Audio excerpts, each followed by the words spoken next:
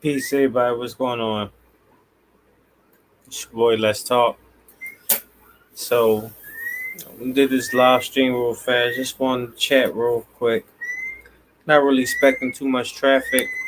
Uh, just want to up my live stream because I haven't really went live in a while. So, just want to do this. Just talk a little bit, and I'll be off. So you'll see the title of the video. You see the thumbnail. You know why you're here. So let's talk. Well, the reason why I want to move far away from Philly, I kind of just want to move out of the whole state. You know, like like in retrospect, I'm out of Philly now. I moved out of the city, and I'm out on the county lines, out like in the burb areas or whatever. But I'm still like 10, 15 minutes driving from the city, and I'm still around all my peoples, still in the city, all my family, and all that. So like I'm not really far. You dig what I'm saying? And every day I hear the news, everything I watch, I barely watch the news now. I really don't watch the news at all. I can't even say I barely. Like if I do hear the news or see the news, it'll be something that like a glimpse of me passing by someone watching the news or me passing through the radio or something like that and hearing what's going on. But I try not to. I had to like unfollow the Shade Room and like these Philly um Instagram channels that like post all the shootings and all the stuff that happened in Philly. So like they got like pages like that on Instagram that shows like some real graphic stuff. And I had to unfollow it. Like I can't be seeing that stuff. Um and for those who've been following my channel, y'all know I talk about like, you know, staying prepared. If you stay ready, you don't gotta be ready, and being ready for the inevitable SHTF because that stuff, like with everything that's happening in the world, like it my slogan, it still never changed. I may not be uploading videos here on YouTube a lot, but staying prayed up and staying prepped up, that's still the name of the game. And I think one of the ways for me to prep is to get as far away from Philly as possible. Now, I'm talk about like the good, the bad, the ugly. Um, I'm 38, and I lived to see 38 years old. Growing up in Philly, and a lot of people I know haven't done that. Being from Philly, it made me like just being like growing up in the heart in the hood in the heart of North Philly. Like I'm from the slums, and it gave me that street mentality, that street edge. But at the same time, like I also got to be clear. Out of all my peers, out of all the people that I grew up with, that was all grimy and gritty and ruthless. I was like the nice guy of the bunch. I'm the softy. I'm the dude who try to stay out of trouble and all that. That was me. I wasn't never growing up looking for trouble. Like so, I'm not even gonna try to pretend and try to play like something that I am that I know I'm not. Like that wasn't me at all. But I'm still a kid. I still got in trouble. Still got my ass whooped. I still was, I guess, to some considered bad or whatever. But it could have been a lot worse. I had family. I had people who looked out for me, whether that be talking to me or giving me some discipline, and that balanced me. That steered me in the right direction. In fear of me getting my ass whooped or being on punishment for for months at a time, which I was on punishment for months at a time as I started getting a little older and I wasn't really getting whoopings like that. So I started. If y'all hear that in the background, that's my guinea pigs. But yeah, I would be on punishment for months at a time. Then like I used to hate it when the summer came up because I used to be on punishment for the whole summer. Like I used to hate it. I think the only good part about me being on punishment was um, I had nothing else to do in the house but practice my dancing because back in the day I used to dance like pop and like break dance. So it made me it made me one of the hottest dancers in Philly because by the time I got off of punishment and went back out partying, I was so dope because I was just practicing. But uh, I mean, it's some good characteristics, like I've noticed from and just from me being a Philadelphian and going, out of state, traveling, doing different places, whether it be from boxing or just traveling in general with my family. I peep how they treat us, how people look at us when they see we from Philly, like when we the way we carry ourselves, where we walk, where we talk, our mannerisms, all that stuff. Like people show us a lot of love everywhere. It's not to say that motherfuckers be on our, be, dick riding. Although some of them sometimes they do, but it's just like a respect thing. Philly is got a reputation, and I peep our reputation precedes us when we travel different places. But with that being said, none of that means nothing to the dumb, stupid stuff that goes on within the city. And it's not even just the city, but state law. Like one before I get into the stuff that goes on in the hood with the street foolery. I'm gonna get into the laws. You know, um, Pennsylvania is a Commonwealth state. That in itself should tell you right there that the laws is all messed up, especially if you're African American. Like um, yes, I was wrong about like a year and a half ago. I made a video. I wasn't sure if this was an open carry state or whatever, and I found out that and I said in the video that it's not. Later on, I found out that it is, but people don't open carry here, so it's not common. So if a person does walk around and they gun show and all that stuff, you get like it's a lot of dumb stuff that goes on with the cops because they're not used to seeing it, and that's why I was wrong because I wasn't like not used to seeing it like that, and it's just ignorance. But and that's on my part. The people that live here part saying shoot the cops part because they should know that they should know that it's an open carry, so it shouldn't be no discrepancy or anything. Especially when a person is trying to let them know that they got you know the proper permits and all that stuff.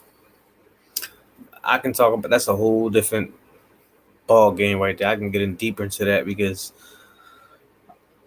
I'm gonna say that for another video. But um, the laws here is just messed up. You know, and like one of my homies, one of my mans or whatever. Um, he just bought land out South Carolina. Basically dirt cheap. And like the money that we be making up, like the money that I make now, just for me like hustling and doing like my work on the side and all that stuff, like I can afford land in some damn South Carolina somewhere and all that. So I'm like, why the hell am I keep paying all this money to live up here when I can have like acres? And I talk about like self self being self sufficient and all that stuff all the time. Like for those who know me, for those who know my content on this channel, y'all know that's my thing. And that's kind of the part of the reason why I moved out of the city last year because I got like a little um I won't say land, but I got space like in my yard and around my house, whatever, where I can, grow some stuff. But shit, I want land. I want to be able to say that. I want to be able to build a bunker in my backyard and all this stuff. Like I don't want the school to learn all this stuff. I can do it my damn self. It's gonna take me forever if I did, but I can do it. You dig me? I can't do it right now while I'm um in city limits and all that stuff. So that's another thing. Like the money and stuff that you pay up here is just not worth it. Especially if you're someone like me, like if you're someone who likes city life and want to be close to the city, like with your job and all that. Because I noticed, like there's like a lot of gentrification going on in Philly, um, like in North Philly, West Philly, and all that stuff. Like 10 years ago, 20 years ago, like, and I don't mean to sound prejudiced or racist and all that stuff, but you didn't see white people and all that just walking around freely in the hood. You see that now. The neighborhoods looking different. They remodeled like all these outside entities, whether it be big time corporations or just small town people like myself who buy properties and all that stuff and fix them up. Like they doing that here now. And some of these neighborhoods is looking crazy. Like in another, I say it all the time, in about another 20 years, like Philly is going to look so different. It's going to be unrecognizable for the people who grew up here, like in the 90s and the 80s and stuff. And that's not necessarily a bad thing. Like I'm not saying it like it's bad, but prices, like they buying up these lands, these lots, old homes and all that. They buying them up dirt cheap, and they renovating them with cheap material. Oh, no, don't get me wrong. All the stuff looks beautiful, but I'm in construction. Like this is what I do. Like the materials is cheap. Like it was like if this is city, if Philly was a damn city with hurricanes and all that stuff and tornadoes with them 200 miles an hour, 150 miles an hour winds and stuff, gusts. A lot of these homes would be blown to damn bits and pieces because the foundation is corny. Yet they're raising the rent higher than the motherfucker. like for example, the apartment I just moved out of last year in Philly, in West Philly. I was living in West Philly for about like 8 years or so. The apartment I just moved out of, they renovated it, and I had the downstairs apartment all the way in the back where I had access to the backyard and all that stuff. So I guess you can say I had one of the. I didn't have the biggest apartment in the building, but I had the second to the biggest because of where my apartment was at.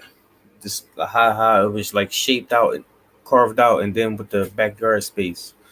So with the renovations and all that stuff, I was paying. Look, I said I was there for about 8 years or so. When I got there, um, I was paying about like $500, and then they raised the rent to like 545 or something. It was a 1 bedroom, living room, kitchen, bathroom, backyard, all that stuff. Um, so I was paying like 545 or whatever, and we all just moved out last year, whatever, for because new owners took over the place or whatever, and they paid us all to move or whatever. Um, and I was smart enough to negotiate my deal because they couldn't force us to leave.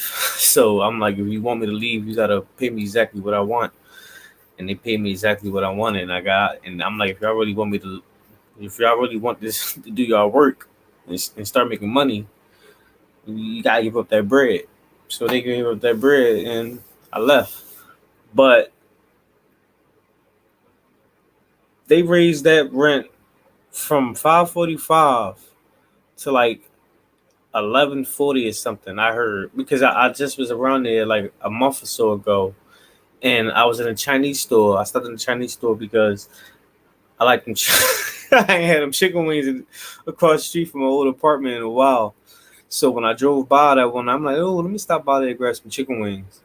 and I'm in a Chinese store. And I'm just looking at the building, and I'm looking like, damn, that's crazy. Like they just fixed it up already that fast.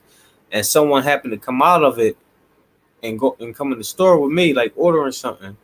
So I asked him, I was like, excuse me. I'm like, look, I'm like, and I told him, I was living in that building you just came out of, and I just moved out last year. And I asked him, I'm like, look nice in there and all that. I'm like, how do it look in the inside? And he was telling me like, yeah, it look cool, blah blah blah. And I'm like, if you don't mind me asking, uh, what apartment you live at or stay in? And the motherfucker was staying right in the back room where I was at, and he told me the rent. And I'm like, damn, that's crazy. And then he told me to rent for the other ones too, because he knew a couple of the other ones too, because a couple of them was, one of them was bigger and the other ones was smaller, like efficiencies or whatever. And I'm just like, yeah, it's not worth it. None of that stuff is worth it. And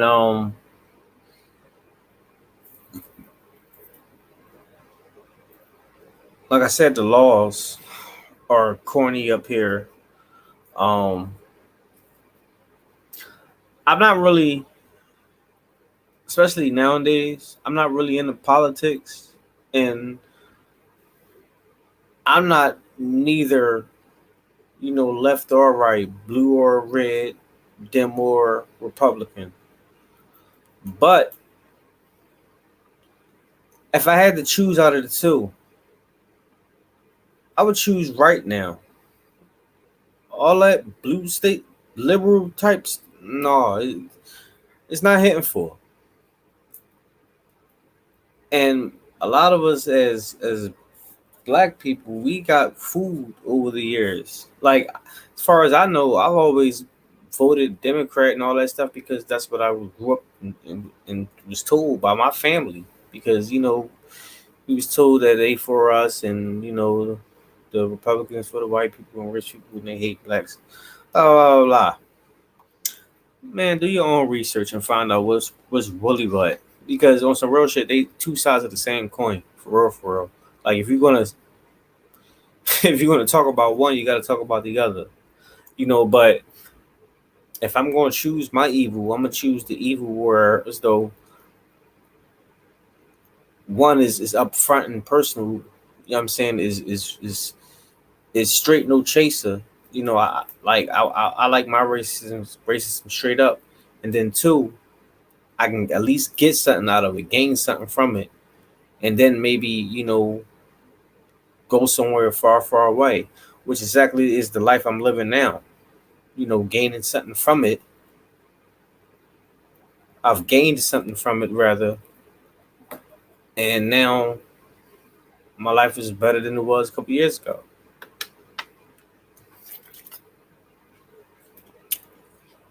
And the sky's the limit. So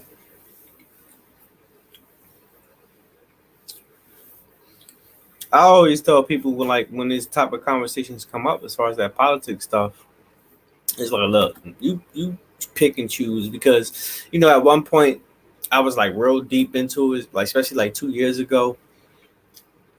But me talking about all this stuff, got my original Facebook pages deleted and all that, and even when I started this YouTube channel, it started getting me community guideline strikes and all that. So I try to stay out of it because when I started realizing peeping, it's all about this. It's all the same, for real, for real. But it's like one side, you can at least use to your benefit, as I would say. And that blue side, you can't do that. In Pennsylvania, Philadelphia, is all blue. And ain't none of this stuff happening for my benefit or a lot of people that I know here that's of melanin descent. So it's best to go far, far away from here. Um, and people think that it's so hard. Like for example, I'm kind of like, all right,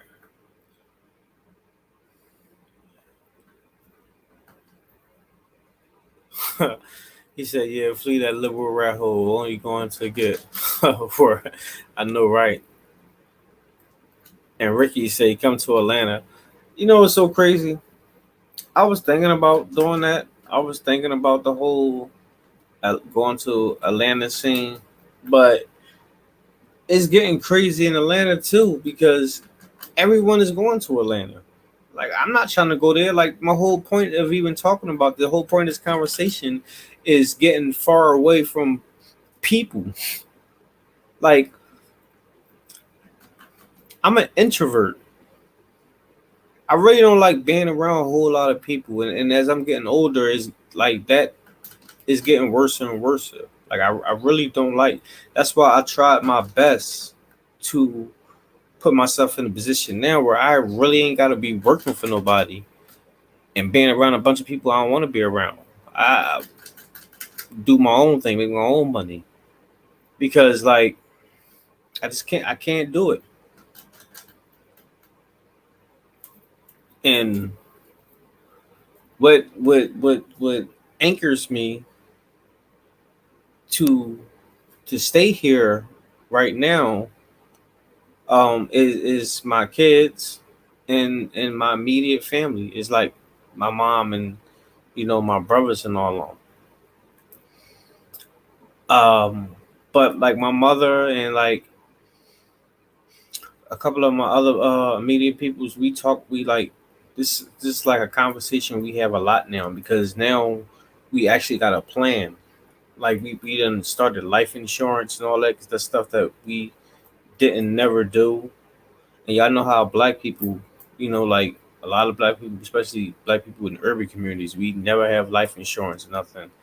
So every every time someone passed away, we gotta wait like a month or two before we can bury them because we gotta scrape up the money for the cost of the funeral. And it ain't getting no cheaper, it's getting more and more expensive. So now funerals like 15, 20,000 or whatever for a decent one, a nice one. That's not even a big one. That's just a decent one. You spending like above 10 grand, and a lot of black people don't just got that lying around. So you gotta have like, and one of my best friend Ratsme, she's Asian. I've told y'all about her several times on this channel. Um, and like she was saying that like, cause we always talk about like the cultural difference between like me being from America or whatever, and her being from Laos. And she was saying like how she was like she never understood like some of her like her black friends growing up or whatever, and like coworkers. She was like I thought she was like, and she wasn't busting nothing, but she was just saying like how she thought it was strange that um when one of her friends or whatever or coworkers saying that their family member passed away, and she was talking about the funeral, and they were saying they still didn't have a funeral yet, and it was like a month or so later, and it was like they were still trying to get the money up, and it's like, and when she was telling me, I'm like, I kind of like finished the story for. I'm like, yeah, they was just this. I'm like, I'm like, they still needed the money, right? They ain't have enough. And she was like, yeah, she's like, that's crazy, right? She's like, they don't have no life insurance, and I'm like, rats. At the time we had this conversation, I didn't even have life insurance and all that stuff. Um, so like I get it. I understood. And it's like it's time to break these generational curse within our communities. Like you gotta start somewhere. And I'm on that type of time. Like and that's kind of part of the reason why uh I really don't make a lot of videos on here a lot too, because I'm so busy doing other stuff. Like and I'm getting in, like getting into investments and all that stuff to be able to make my money work for me. And it's just about like progressing now, man. So that's that aspect. Now the bad, the ugly, the gritty, the grimy, Of course, I'm sure y'all hear about it all the time about what goes on in Philly. It's so much like mayhem and murders and all that stuff. It's crazy. You can't even like you can't even say nothing to someone or like get into a fender bender or none of that stuff because like at any given moment you can get popped or whatever. Now I've noticed as far as like the carjackings and all that stuff. Now I peep that's going on all over the damn country. I don't know what's that about. Like it's so funny because they stopped like stealing cars like that for like 20 years, and now these new young boys they started to back up again. I remember like the the thefts and all that, the Johnnies that used to be popping back in the late 90s, early 2000s, and they stopped like 2002, 2003. Now these young boys doing it again, like, but now they doing it like they they just don't care. Like these motherfuckers is tripping, and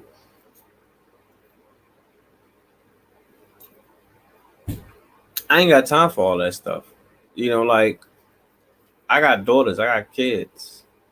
Like I'm not trying to be waking up to hearing gunshots all the time or and all that. Like that's why I moved out of the city now. But now the plan is to move out of the state. Like far, far, far away. Um, Someone mentioned Atlanta. Like I said, I thought about Atlanta maybe like a year or so ago, but from all the people that because a lot of people I know moving out of Philly, and they've been doing this for like the last 4 or 5 years, maybe 6 or 7. Like some of them, a lot of them, a good percentage of them went to Atlanta. Some of them went to the Carolinas. A couple of them, one of my friend, Nadira, she moved to Texas, and one of my homies, he moved to Tennessee. Like so, I know a lot of people who moving out of the state or whatever. But as far as Atlanta, from all the people that I'm corresponding with, like Atlanta is starting to get like Philly. They like not even bother because in the next 4 or 5 years, Atlanta is going to be like you ain't even going to want to live there no more. And when I move out of the state, when I make that move, I'm trying to settle somewhere where I ain't gotta like live nowhere else. And plus, I'm not trying to be in the city anyway. Like I said, I'm I'm really a hermit. Like if I was somewhere in the damn woods, and I'm not even being figuratively, I'm real literal with this.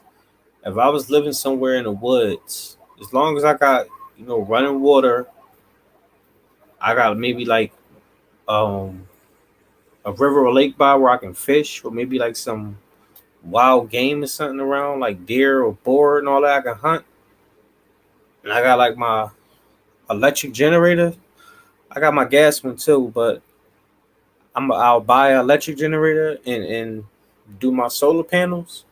I'm good. I'm Gucci. Like, I don't need to be in the city with people.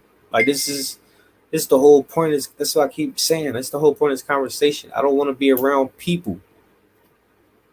Like I'm like people get, and it's messed up because I love, like I got like a love hate relationship with human beings because at the end of the day I love us. I mean, I want us to all succeed and be prosperous and have progress in all our ventures and all that stuff. But the reality is that's not going to happen. My dreams and hopes and wants, all that stuff is just fantasy. Like we're not going to live in a bubblegum fairy tale land with rainbows and sunshines and all that stuff. So it's like the reality is people are wicked. Majority of people are, and I'm not. And that's not to say that I'm better than anyone else because we all in the same boat. We're all sinners. But I'm not evil. I'm not wicked. I don't like that energy around me. People talk about energies and vibrations and all that stuff. I was never really one to get into all that type of stuff, but shoot, energy is real. and I don't want it around me. So I need to be far, far, far away, and I'm good. Now the downside of being far, far away from a lot of people is, what if, like, I don't mean to sound cocky. I can handle myself. You know what I'm saying? Like, one, I'm a professional boxer, and then two, I'm well sufficient in handling my 9 millimeter. You know what I mean? Like, so I've been doing armed security for years. I'm cool, and I plan on having my dogs and all that stuff anyway, and having a good security system. But that's not the part that worries me. I worry about like health things. Like, what if like something happened, like uh, just anything, a freak accident, a fire, whatever, um, a heart attack. Because I worry because heart attacks and stuff run in my family. Um, so like my father just passed away of a heart attack 2 years ago, and my uncle a few years before that, and all that stuff. So like, I think about stuff like that. That worries me. So like, that's one of the things I just worry about being alone. If I can't get to no one, if something health wise or whatever. Um, so I would try not to be. So with that aspect, I would try not to be too far, or just not to make myself too unaccessible. You know, Maybe I can be at a point where maybe a helicopter ride away, or I don't know. I don't know, to be honest with you, because I'm just talking right now. Like I think about stuff like that, but I ain't really think about it that far because I'm not there yet in my life. Is where to make that move. So, but best believe, like when that time comes, all that stuff got to come into play. But yeah, I just gotta go. I just gotta get out of here. So my plan is within cause I get myself a 3 year plan, but I ain't even trying to wait that damn long. Um, so I'm giving myself 24 months to get out of here, and I believe I can do it within 24 months, especially with this new investment stuff that I'm getting into. I should be able to do it. Um, if not, to be honest, if it don't happen within 24 months, I mean, I'll be a little disappointed, but it is what it is. I won't stop because I am going to leave. And that's one thing about me, too. Like, I never give up. And that's probably, like one of my greatest strengths, is probably one of my greatest weaknesses as well. Like, because I don't know when to quit. And, um,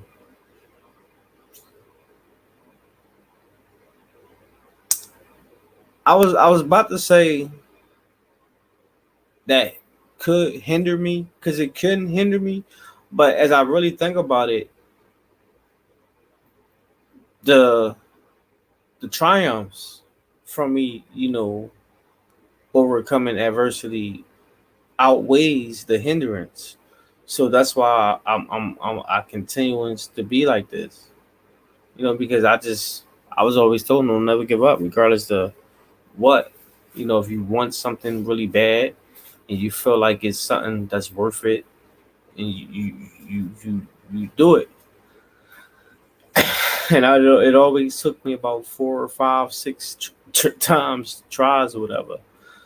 But regardless of how many times it took me, in the end, I always end up getting what I wanted. So, I mean, that's a little message for y'all.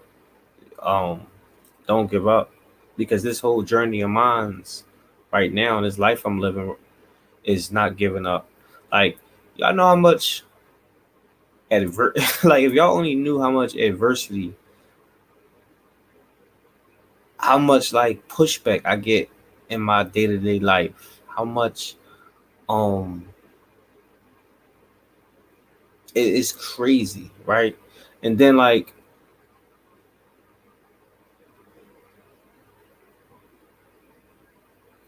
then I gotta dish out so much money every month too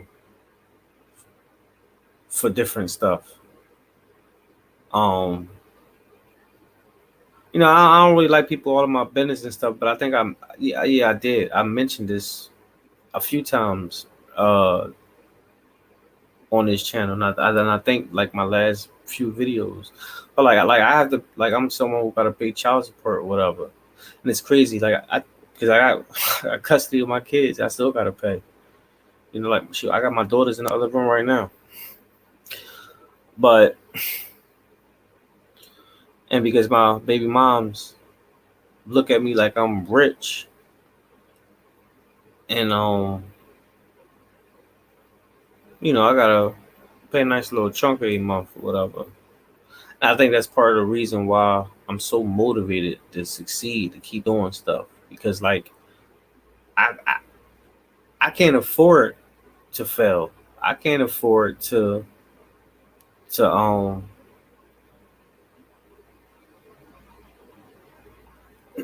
just to give up. I can't at all. And sometimes I think about that stuff. Like man, like this shit is hard sometimes. It is. I like, all right, for example, last week I had a meltdown. I had a real meltdown last week. Um I found myself crying for a couple of days. Um it was just like the stress of everything that's happening it's just overwhelming. Like on my last video I made, I told you I just had COVID. I just got over COVID again. And then um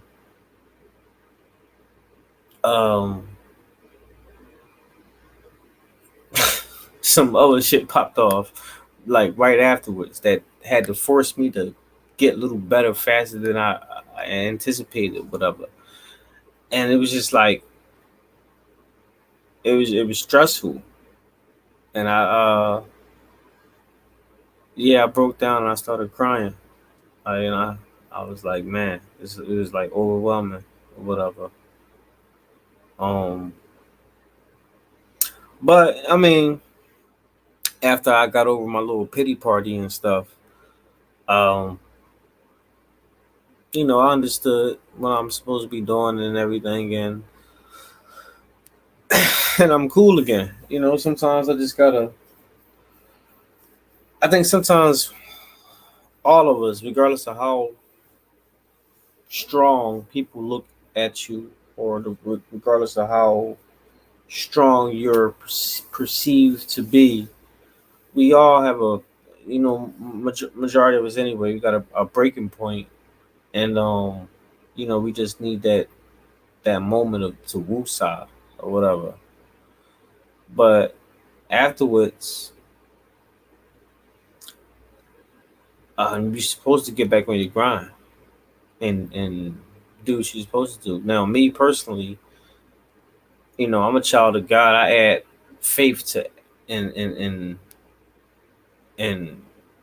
and God to everything that I do. So nothing that I'm able to do is without Him. So I give all the glory and the praise to God. Um, and through my faith, it that sustains me. But I must admit, like I said, like I'm only human. I get weak at times and all that stuff too. I ask questions. I'm like, wow, why this happening and all that stuff. Like, look, it happened to the best of us. Um, I think the trick is to not uh although it may happen to the best of us, but don't let it the situation, whatever that may be, get the best of you. Don't let it win. You know, see it for what it is, embrace it, and endure. Because that's the only thing you can do at that moment anyway. Just endure. And then afterwards, guess what? If you're still alive, you still got life, you still got breath, you rejoice.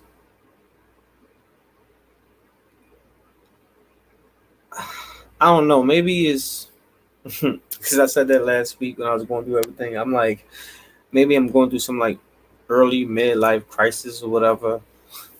And I've noticed I'm starting to change, like physically, emotionally, mentally, everything. Like everything is about me is changing. I just had a doctor's appointment and everything.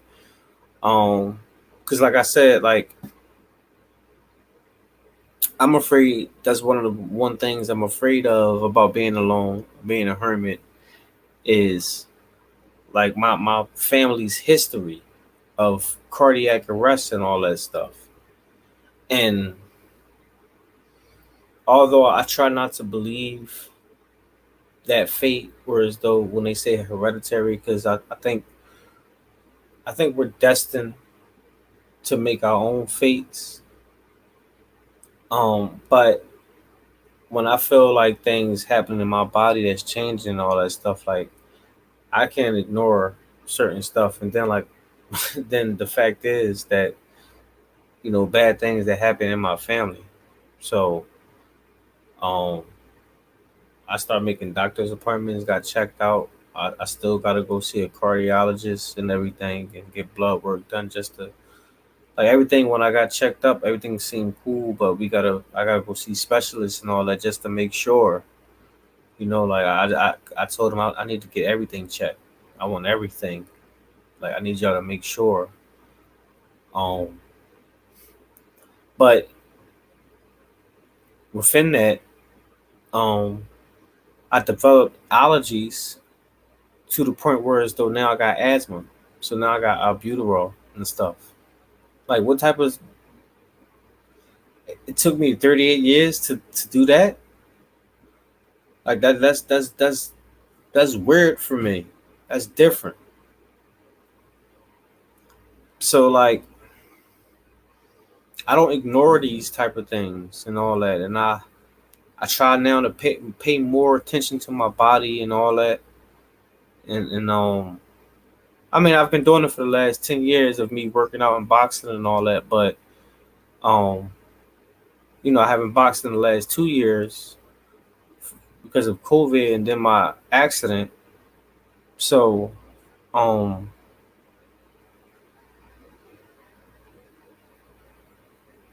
I picked back up a little weight, got a little chubby. I ain't fat or nothing, but I feel fat. So I just gotta get back in shape on that part. And health is wealth. Like don't think otherwise. All that other stuff, the money, the cars, jewelry, shoot, the land, the acres, and all that stuff. That stuff don't mean nothing if you're not here to be around and enjoy it. You got to be healthy. That's the most important thing you can do is live. So, like, I implore all y'all to start taking better care of yourself. Like, if you're not already, and then even if you are, cool, keep at it. And if you feel like you can do a little more, that you just add just a little bit more to your repertoire, then do that. I got to the point where now I carry a gallon of water with me every day. Tearing that joint up. I really don't drink a lot of water like that all the time, every single damn day. Like I drink water. I ain't going to act like I'm one of the people who drink soda and all this other time. I don't. But just like carrying the gallon with me all the time now, and adding lemon to it. You know, now I'm trying to stay away from rice and bread because that's like my kryptonite, and I love me some damn rice and bread. Like fatty foods and all that stuff, the junk food. And the bad part about it is like now, like my kids, I hear them keep opening the refrigerator. like I'm in my back room, um, like in my office, and it's like in the back hallway, and the kitchen is right there. And as I'm making this video, as I'm talking to you right now, I hear my refrigerator open and closing or whatever. Because my daughters, they trying to get find snacks and stuff. But see, I changed the way I shop now with the food. Like I don't just buy because I would just buy like quick stuff for them. You know, put toss in the microwave and all that. Although I still do a little bit, but I cut that. I cut it back. I cut it back probably like 80%. No exaggeration. Um. So instead of you having quick meals for like 4 or 5 days, uh, or the whole week or whatever, you only got a quick meal for maybe a day or two, and then that's it. And they done went through the microwavable stuff, little TV dinners. So now they keep looking for stuff. So I gotta make everything now. You know, I'm a chef. You know, um that's what I do as a profession. As far as like when I when I work, I cook. You know, so um and I'm real good at it too. I just hate it. I hate it because I have to be perfect. Like I've been cooking in industrial kitchens and for like catering services and $1 million parties and stuff for so damn long, and having and tasting the best of the best, and making all these cuisines and stuff for wealthy people and privileged people. I got to the point where as though like I'm not just gonna be making all this stuff for y'all, and me and my family not eating like that too. So the bougie part of me is start doing it too. Now when I shop, I buy the best of the best. I like what Dave Chappelle said on the Chappelle show. He like I buy the finest of cheeses and meats and, and wine and all that stuff. Like I'm dead serious. Like I'm being funny right now, but I'm serious. Like I buy the best of the best, and but a lot of that stuff I gotta make though, like from scratch, or I gotta put together. It ain't really stuff you can pop in the microwave like that. So now my daughters, they always bugging me, like when I'm trying to do my work and stuff. They be like, "Dad, we hungry, like we get something to eat," because they can't quickly make nothing.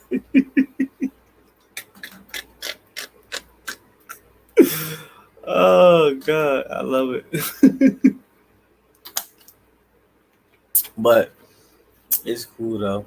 They get used to it. Nah, I ain't gonna lie. Sometimes I be wanting something quick too. Like, damn, I wish I did buy something real quick. I can make just pop in the microwave or something. Um, like right, I had took some chicken strip, some chicken tenders out, some not chicken tenders. The white meat chicken strips is raw, but I was gonna make some either chicken tenders or maybe make some tacos or whatever. But I'm like, it's late right now, and I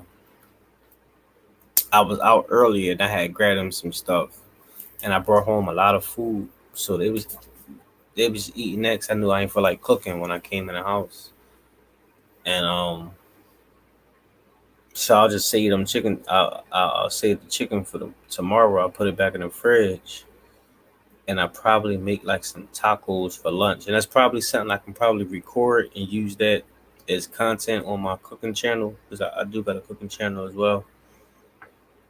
Um, and probably like make like some homemade tacos or whatever. Do this little this taco joint I got. Now I got some mahi in the fridge, in the freezer too. I can take that out now and maybe thaw it, and I can make some fish tacos. Um, I got cabbage in the fridge. So I can cut that up and whip up some homemade slaw and add it to it. See, so I'm getting in the chef mode right now, and I'm sitting here thinking about, and I am a little hungry. So, and if you hear my guinea pigs, they hungry too. That's my guinea pigs making all that noise. They want me to feed them, so I'm gonna do that. But the whole point of this video, because I done veered off and start ranting and stuff like I always do, is that just my plans for the future and just doing better. You know, like that's all I want now. And I've been like yesterday, for example, I had planned a family barbecue about a month ago, and we did it yesterday, and it was like such. It was a good. It turned out to be a good event. Now I had to cook the whole time I'm out there, so I'm not, you know, relaxing like everybody else. I can't say not enjoying myself because I did. I had a wonderful time. I just wasn't relaxing like everyone else because I was like hosting and I had to cook or whatever. But I bring it up because, like I was saying before, like health is wealth and family is important. And being with your family and friends and loved ones, like that really that's all that matters, and that's all that matters to me too. I just want us to see us have a good time and spend time with each other without it being a tragedy. Like, because it seemed like within a lot of the black community up in the cities, I don't know how it is everywhere else, but a lot of times in Philly, we don't really spend time with each other, or you don't really see old family and friends and stuff like that unless it's like a funeral. And I'm like, that gotta change. So I'm like, we gotta just start doing stuff like once a month, and that's we've been doing that for a while. And this time it was my turn, and I planned this event, and it was cool. I planned it somewhere else. I planned it a little further out at this spot we used to go to years ago when we was kids, but it was just kind of like an hour out of the city, and people was complaining about rides and stuff, and because everybody don't drive, and I wanted to make sure like people can like come and enjoy themselves. So I changed it. I changed the location like 2 or 3 weeks ago to inside the city, just at another spot that we used to be at, and we ain't been there in years either. So um, we went there, and it was nice. It was like a lot of people showed up, and that wasn't even that wasn't even a fraction of my family, but it was nice. And it's cool because now the word of mouth process begins when we start planning more events, because we're gonna do like an event. I think next month. I think we're gonna do like Six Flags or something, and that's something that y'all can, if y'all not doing that already, just start doing with y'all friends and family. Like just, and it ain't y'all can do stuff where you ain't even really gotta spend money. Just go to each other houses or whatever each month or whatever. Someone else host or whatever. Like I don't understand how important these moments are until it's over. And I said my dad died 2 years ago of a heart attack, and I didn't really spend a lot of time with him like the way I wanted to, and I gotta live with that regret. So, like, this is where the choices that I make now. Um, Now, granted, I had a funny situation, a circumstance where I got two dads, because I grew up with two dads in my life. So, and I used to be embarrassed about it, because I didn't know which one was my real dad or whatever growing up. And um yeah, I used to be embarrassed. Then as I got older, I started realizing the fuck am I embarrassed about? Like, shoot, there's a lot of people I know don't even got one dad in their life, and here I am, got two men fighting to be my dad. Like, I'm blessed. And although they were two very different men, they were both the same on how they raised me, as far as their core values and everything. Like, it was damn near identical. And um,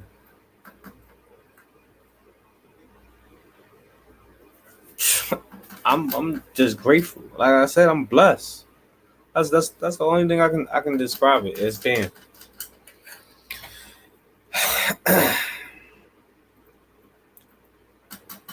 But I want for like my mom and my dad that's still here, and everyone else. Um, just to live happily ever after. As corny as that may sound, I need that corniness in my life. You know, I used to want to be on top of the penthouse and all that stuff. I don't even need all that. Just get my crib or whatever, get my little piece of land. Like I said, as long as it's on running water, I can do everything else. Like I really can. As long as there's water around and I got my own land, I can make it work. Because I can build a lake. I can add fish to keep the water healthy and everything. Shit, I can even add, depending on how much acres I got, I can even add my own damn livestock. Have chickens out there, like having fresh eggs every day or quails, because like I said, I'm a little bougie now, so I eat quail eggs all the time now. Um,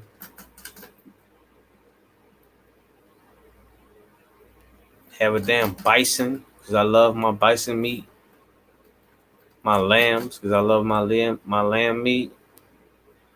I really don't eat beef like that, but shoot, if I got a farm out there, I might as well have a cow, and I'd be good.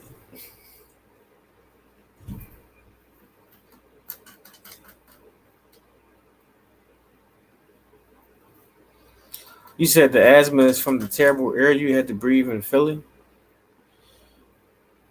Yeah, I don't know what it's. I don't know what it's from, but that's crazy, right?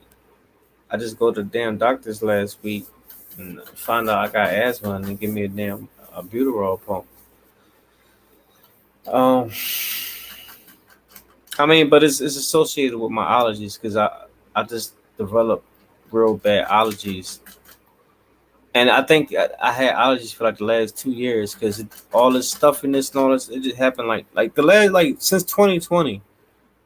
2020 was the point where a lot of things changed from me. I got into a bad car accident and all that, and then my body just started changing real bad.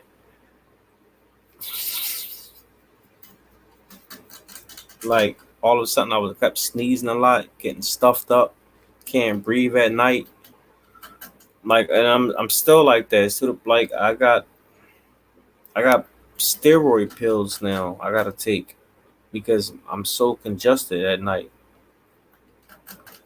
and it opens up my nasal airways. Like I never had to go do none of this stuff ever. So it's like, um,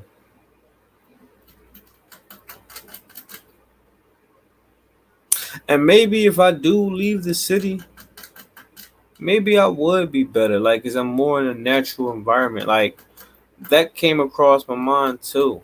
I'm in, because like that's what opens up my airways anyway. It's fresh air. I gotta open up the window, or I gotta because I bought a humidifier, and I leave that running.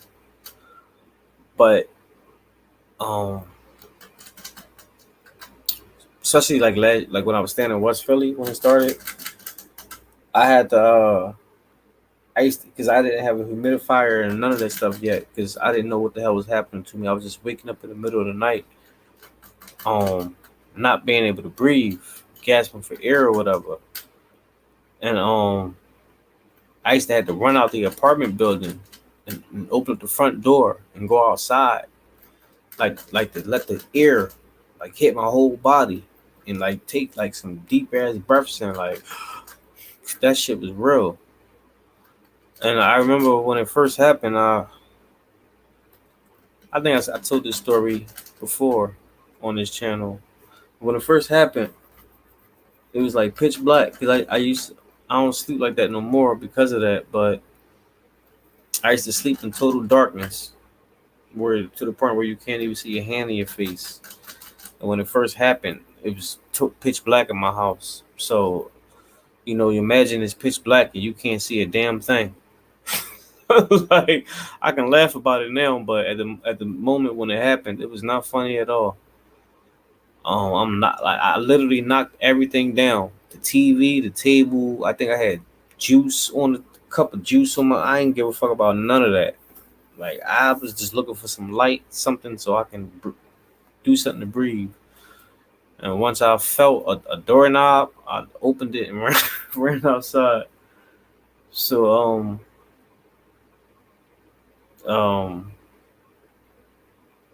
yeah, that was crazy. So I need that maybe that crisp Canadian air. You get what I'm saying? Because Ricky, you said Atlanta, but I've been thinking about Canada. And when I've been thinking about moving out of the city for like maybe like the last 3 years now. I just be getting more vocal about it now because I think I'm just at that boiling point. And Canada always came to mind. It keeps popping in my head every time where I think about where I want to settle down at. Like I think about because I think about the Carolinas. I thought about Virginia. I thought about Texas. I was thinking about going more Midwest, maybe like Arizona or something, which I still kind of think about Arizona, Colorado, somewhere around there, because I like the open space out there. Um, the only downfall about it is the drought seasons and all that stuff, and I plan on doing crops, but um as far as the space out in like Arizona and Colorado and all that stuff, I love it out. I love it. Um, I was out Colorado for a boxing training camp like in 2016, and it's decent out there. But Canada is the place where I just think um I may end up being in. I could be wrong, but it's just so. And then like, all right, so we on YouTube, so look it up. Go on to type in the search bar. You can probably do it now if you want. You can open up a new tab and type in Freedom Cove. Freedom Cove, Canada. It's a self-sustained island. You might see a video, a thumbnail of a colorful, like a purple and blue, colorful, um, like platform in the middle of a lake or whatever. And that's Freedom Cove. It's a older couple named Wayne and I forget his wife's name, but they built their own little self-sustained island maybe like 30, 31 years ago now. Because it was like 20 something when I first got hit to it a few years ago. But I think it's been about 30 or 31 years now. Um, and it's getting bigger and bigger each year. And the good thing about them is they both got skills and trades to be able to be self sufficient. Like the wife, she's a gardener, and the husband, he's an engineer and carpenter. And with their powers combined, they're a Captain Planet. Like,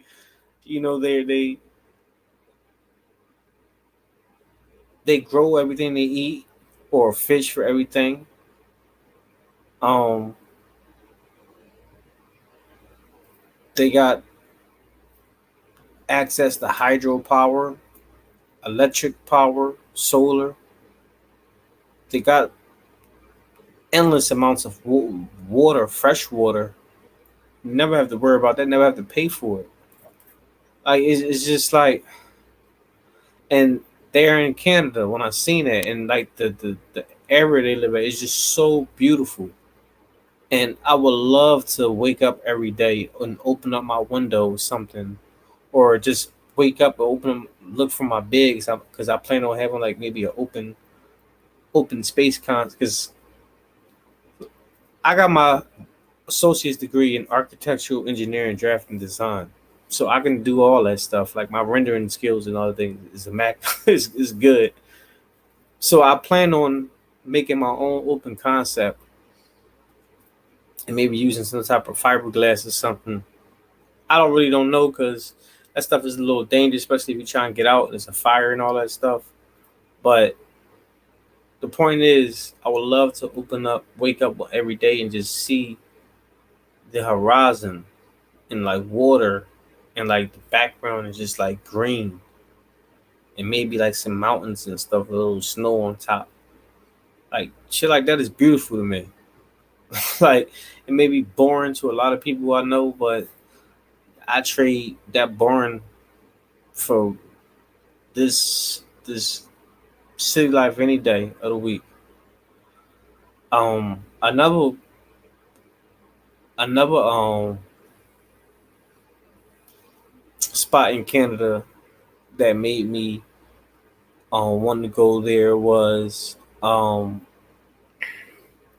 another older gentleman, and rest in peace to him because he actually just passed away last year.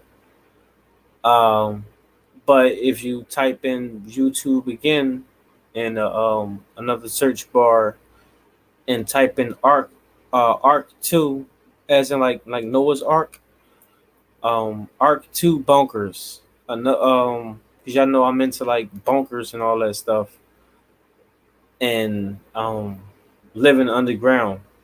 Because when I do build my house and everything, I'm not really building up high. I'm building low. I'm building levels down because that's the way I like to live now. I actually live kind of below now as we speak.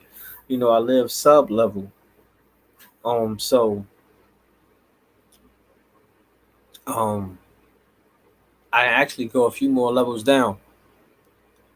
Maybe like a 2 or 3 story going down into the earth. Um, and maybe having like, not maybe having like a passageway to go out somewhere else, like a an emergency exit or whatever. But the older gentleman, he built bunkers out of 42 old school buses from like the 1972 school bus. And the significance in the year of the school bus is because, one, if you know anything about those old school buses, they were like built tough. They were like real hard and tough. And not only that, they were bigger, they were longer, and they were wider.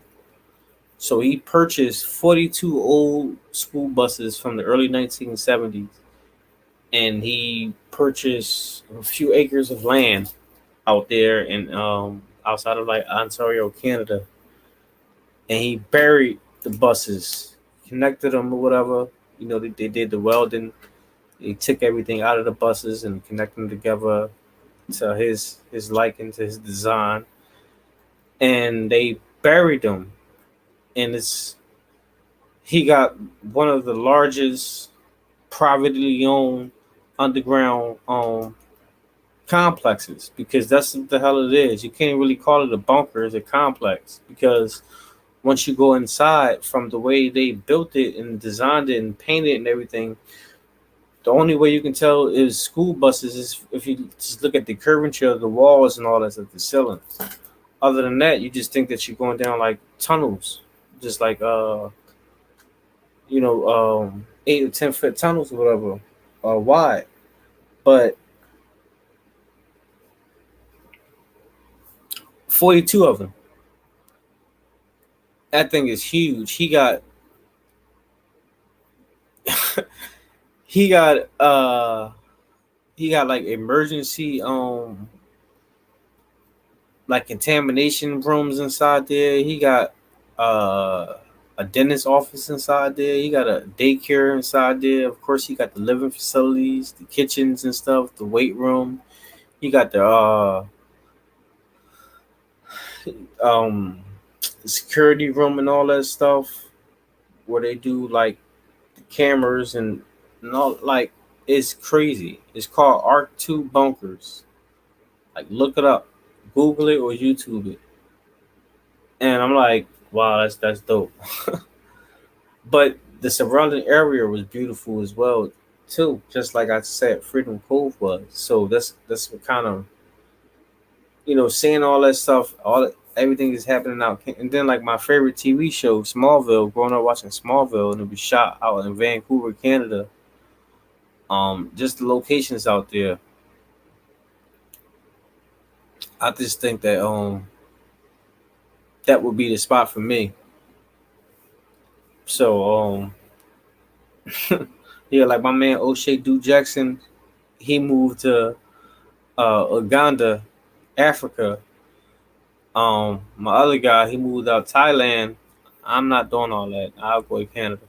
I'm like, you know, I mean, I thought about maybe moving to Africa too, because I have thought about it, and I have also thought about maybe going out to Laos because of, in the Philippines, or maybe Thailand because of the exchange rate. Like, if I go over there with $100,000, I'm living good. And if I'm making, you know, six figures or close to six figures a year, um, and translate that into like Laotian money, or Thailand money or whatever, then I'm living good over there. So I'm that's all right. Maybe all those places don't have every single thing that we can do over here in the states, but it's a lot of stuff you can do over there that's having fun. Like, I would never need to come back to America ever again. Especially if my peoples is with me. Like, if I'm going and my loved one's going, what the fuck I'm coming back here for? Now, realistically, that probably won't happen unless I was like a billionaire and just moved us all. Um, so I probably would be coming back here visiting every so often, but it would be very seldomly, because and it probably would take some time before I even first decide to come back and visit, because I would need that time, just that time away, just to get away. Yeah, maybe I'll just go away for like a year and come back or whatever, maybe two, but can't. Me being so, I can't stay away from my mom that long, especially if she ain't with me. You know. Now I plan on, like, if I do go like to Canada, I mean, not Canada, maybe like Thailand, Africa, something like that. I would only do that Like if my daughters wouldn't come with me, I will only do that when they get a little older. Especially like with my youngest daughter, she get a little older, so they'll all be old enough to, like be. I feel comfortable with them traveling back and forth on planes and stuff because they'll be coming back and forth from wherever I'm at back to the states.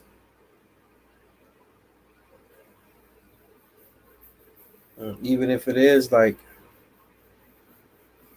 a few times a year or whatever, that's still a lot. So I at least want them to be older. But I think my middle child, I think she would actually come with me. My oldest daughter, probably not. She would stay with her mom. Um, and my youngest daughter, she would stay with her mom. But my middle daughter, yeah, she probably would come with me. More than likely, she'll be with me. Like, Dad, I'm trying to come with you. Yeah,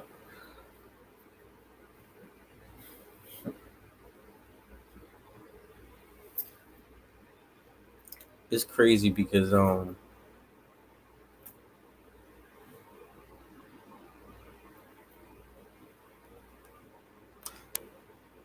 on, you said Montreal and Quebec is nice. Yeah, uh, David Lemieux, um, one of the Canadian boxers I used to watch or whatever. Um, he from Montreal or Quebec, I think. And uh,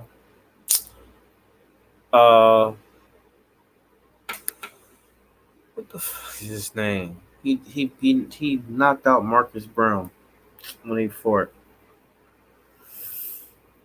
Oh, his name don't.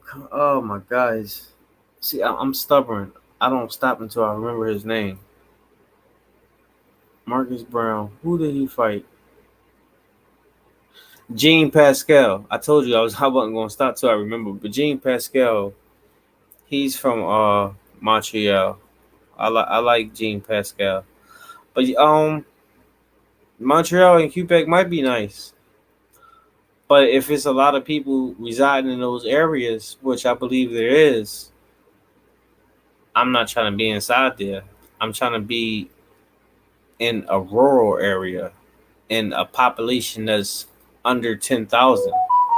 Like that's the type of stuff I'm on right now. Shoot, I would rather have a population 5,000 and under. If it was 1,000, that would be decent. But it's not a whole lot of those unless you're like in one of those communities that's they're like a little self-sustained community and everything, and they don't really like outsiders. And I get it because in retrospect, that's exactly what I'm trying to do. If I can, develop my own little community or whatever, I don't need no outsiders up in there. Oh, so yeah, that's pretty much like if I don't leave the country as far as going across the world into like Thailand or the Philippines or Laos, something like that, then I believe I'm gonna or Africa. I'm sorry, I can't forget Africa. I love my African queens, but I think I might end up being in Canada. Truth be told, but I'm always dreaming about it too. Like I'm always ending up in Canada.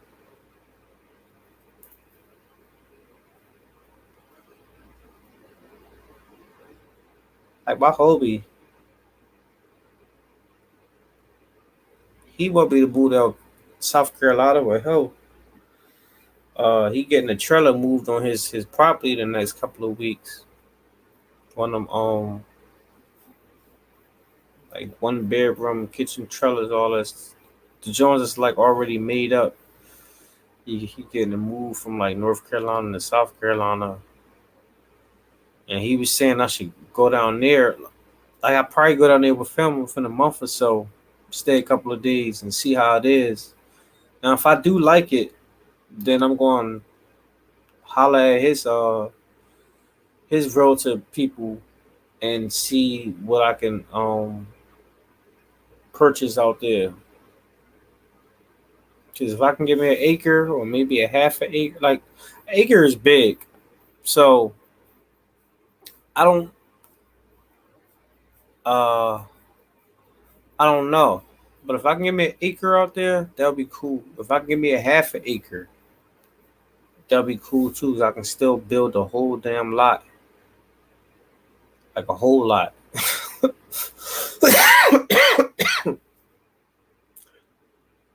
So and I planned on building everything from the ground up and ground down.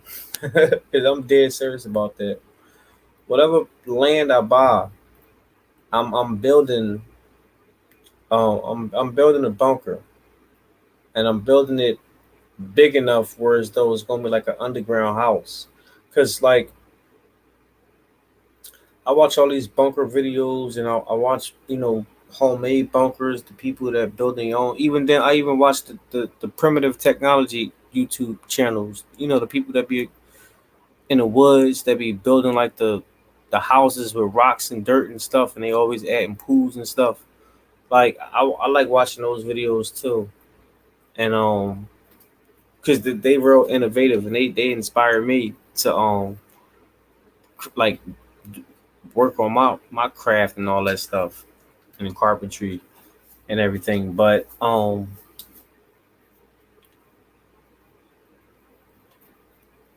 I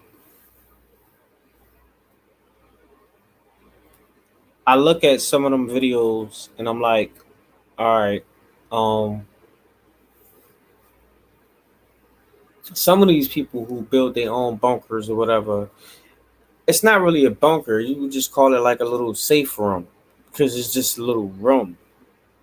I mean, and that's cool or whatever, especially in an emergency. Like if the SHTF happens and you gotta lock yourself away real fast and all that stuff, like then you gotta do what you gotta do. You gotta ride it out in that little ass room, then you gotta ride it out. But if I had a choice to ride it out, I need space, especially because like things happen. But if I had it the way I planned it on, I need to be enough space for me and my kids and whoever else may be, you know, with us at the time or whatever. So I need different rooms. Now I watch Atlas Survival bunkers, survival shelters. You got a channel here on YouTube. He's like a bunker person, build bunkers or whatever. And one of his standard family units is starts at 35,000. It comes with the little kitchen, the living room area, um, back room. You got the pantries and all that stuff. And it got like a back room and the bathroom and all that stuff. And of course, the filtration system. And for 35,000, I'm looking like that's not bad, especially with that. I mean, it's not the biggest, but it's not the smallest either. You got room, you got space. But I think about like scenarios. Like, what if you got to be in there for years? What if you got to be in there for 10 months, 2 years, 3 years? Like, y'all gonna go crazy in a little space. So, like,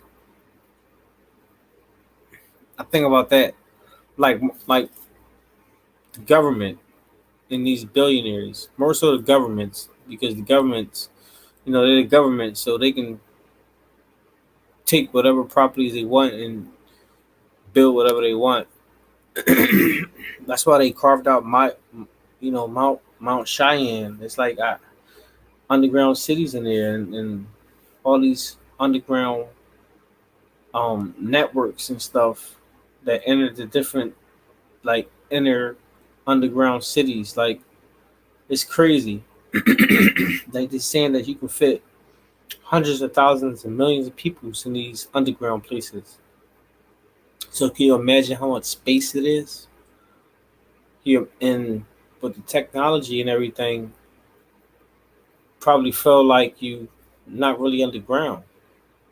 With the artificial sun, with the hydroponics and all that stuff, with the air filtration systems and everything, with the energy, because shoot, they probably so deep underground, they probably using thermal energy, just using the damn heat from the earth to power up the whole thing. So it's like, um, of course we can't get nothing like that. I can't get nothing like that. But I think big. So let's just say hypothetically, if I got an acre of land, if I can't build, if I'm unable to build underground on that full acre, won't y'all at least do like 25, 50%? That's still a nice enough space. That's enough room for for a lot of stuff to pop off on the ground.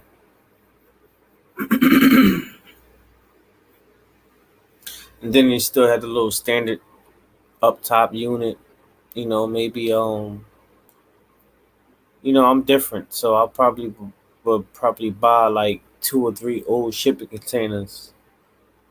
And which my man saying I shouldn't, because I would have to do everything. I mean, I know I would have to do everything myself as far as like the framework and carving out the windows and molding them, doing the rendering and all that. Like I would have to buy. Like I can't do all that stuff. I don't got no tech. I don't have the building equipment to cut containers and all that. So realistically, I would have to pay for a company to do that, and I ain't got the bread to do all that. So I'm not doing that. Uh, um, but when I do though, I will, because I would like a shipping container unit. I just I wouldn't be able to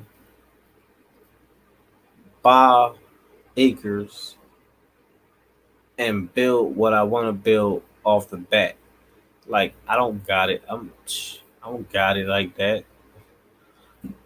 I had to do like a step by step process, and the first step is to get the land.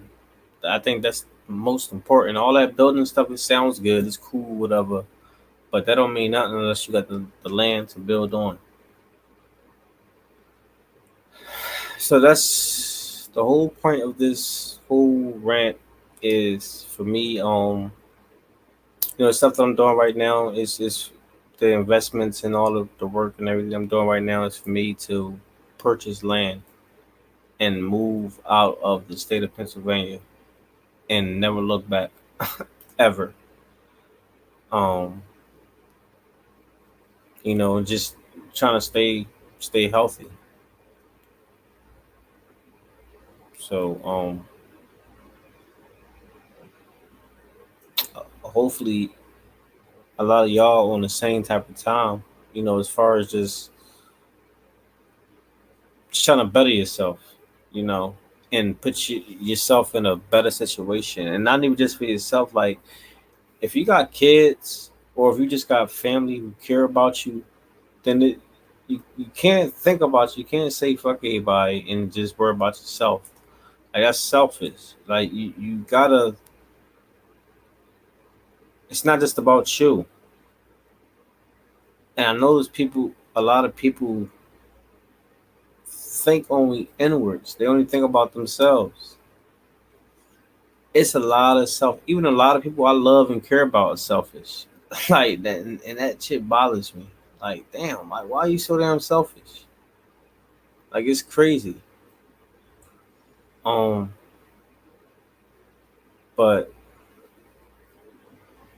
just try not to be, I guess.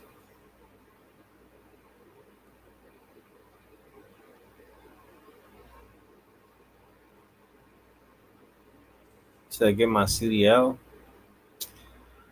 Uh yeah, that's actually um that's actually not a that's actually not a bad idea because I'm doing a lot. It's actually not a bad idea because if I do have my CDL, then I can buy me like a RV and all that stuff and a trailer, and I can literally just go on the move or whatever. So that is, and that is an idea. Like that crossed my mind before. Like it was nothing that I really stuck with because this I don't think that there'll be something that I'll end up settling with because in the end I want to be sitting still somewhere. Um, but an RV is cool or whatever. But I'm so weird and fickle. Instead of like getting my CDL or whatever to buy like a trailer or RV or something like that, something big where I can have like a motorhome, I would get my boating license or whatever. I don't know if that's a real thing. I don't know if I just made that up, but um, I would more so if I was mobile like that, moving and trying to live, I would more so do it on the water than on land. Like I would buy like a yacht or like a boat and turn it into a crib. Because like instead of buying a yacht, just buy a big ass boat or something, or maybe a old yacht. Just buy something that floats, that's big enough, and gut it out and turn it like. See, I'm real innovative, so I can look at something as long as it goes with the elements, i.e., float. Then I'll turn that shit to a living headquarters as well, and be on the open sea and then sleep and shit, or just maybe docked at the harbor because I don't want to be out in the damn ocean and it'd be a hurricane. So I'll be I'll be close to land, but out in the open water though. Mm.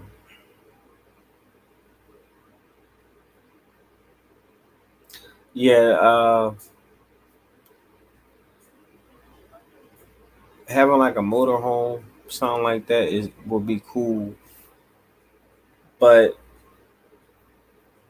for me right now, this time of my life, like I ain't really trying to do all that. To be honest with you, cause like I said, I'm 38 years old. 2 more years, I'll be 40. Like I'm not. I'm trying to.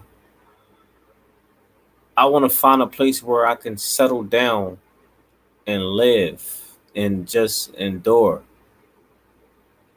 Like, I don't want to be moving from place to place to place to place like that. Like I wouldn't mind having a house here and property there. So when I do decide to travel, if I go to that particular area, I got a place to go. But I don't want to just be moving and moving and moving like that. Thinking about it is getting me tired right now. I'm getting sleepy thinking about it. So yeah, I don't want to do that. I done did a lot of moving in my life. I just want to go somewhere that's peaceful and calm and just endure, like I said. You know, live my boring life, uh, grow my crops. You know, get the eggs for my chickens. Milking my cows and my lambs and stuff, and working on the equipment because I'm sure it's probably going to be messing up every damn day, and waking up and repeating the whole process. As long as I got everything that I need, I'm cool with that, and I'm like that now. As long as I got everything I need, and all my loved ones got everything they need. We got some of our and we got some of our wants. We got everything we need, but we got some of our wants. Then that's okay with me.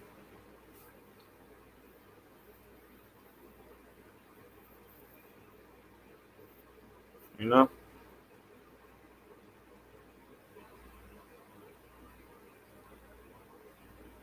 I just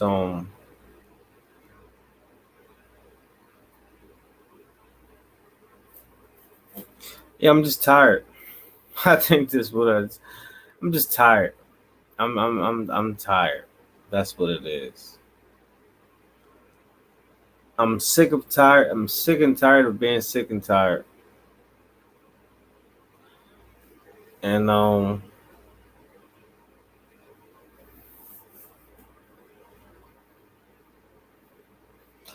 tired of being around a bunch of people that quite frankly,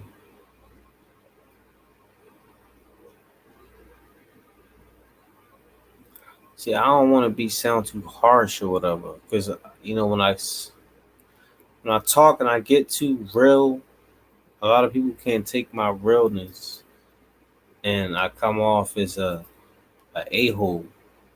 You know,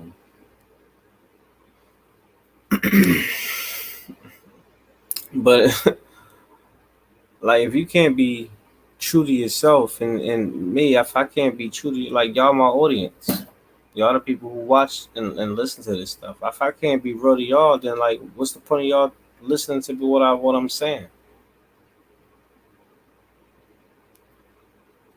Like I think a lot of content creators, a lot of people online, they and I'm guilty of it. We try to pretend to be or not really so much for me anyway. Pretend to be something you're not, but you try to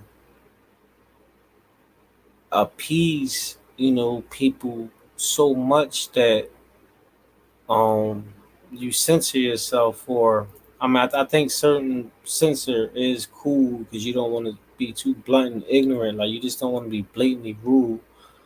But you get to a point where it's though you just like, all right, you're not being real. You're not being you. And um, I think any relationship with that foundation is destined to fail. And me being a content creator, y'all being the viewers, whether you subscribe or not, this is a relationship. This is something. And sometimes if you're like the first time listener or viewer, uh, it builds up a relationship because there's plenty of times I done stumble across lives or videos, and I've listened to someone speak or doing whatever, and chime back in just to see what they're talking about. And then I'm like, you know what, let me just subscribe so I can, be notified every time they upload the latest and greatest. But so I try not to be fake, but at the same time I do realize that um you can't be too real with certain people. And it's not like, because I don't like, I'm not bad. I'm not evil. I said that early in the video. I'm not wicked. I'm not none of that. I just think that we just live in so much of a fake society, so much emotions and sensitivity, whereas though you can't say certain things because you're perceived to be a certain, they'll perceive you a certain way. And the way I look at it is, I'm already perceived a certain way. Like, what's one more? Like, I told y'all earlier in the video, I go through so much. It's like what else? Like whatever. Like all right, this too. Fuck it, whatever. Come on, bring it on. It gets that deep with me. Like, cause like when things go right, that's when I'm surprised. Like, and I'm being real frank with y'all. Like when it actually goes out as planned, when it actually goes out right, I'm surprised because I'm so used to disappointment. So I prepare myself for disappointment all the time. Like if you have a lifetime, and I'm sure a lot of people who's older than me, but I've been on this earth for 38 years, and as far as back as I can remember, which is maybe like 3 or 4, it's been a lot of disappointment.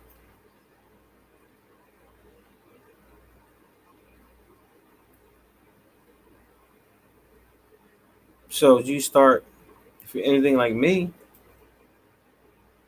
you start trying to mentally prepare yourself for that stuff, just to take the edge off a little bit when it happens. Because it's not going to be completely, you're not going to be completely unscathed, but you just want to take that edge off. And I'm used to doing that.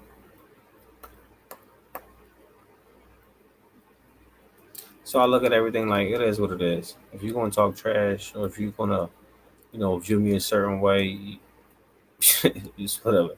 What years ago, right? Years ago, I used to work at this hotel. It was called the Four Seasons Hotel. It was a nice hotel too, down in the Parkway in Philly, and it was only part time. I was working there on Saturdays and Sundays for brunch. So they had a brunch there, and I was on the pancake station. I just was making pancakes and stuff, either regular, blueberry, or chocolate chip or whatever, or like M&M's, because they had like a little toppings or whatever. I'm bringing this up because um perception, people perceiving me a certain way. I lost that job. I got fired from that job. The reason why I got fired from that job, and I didn't um,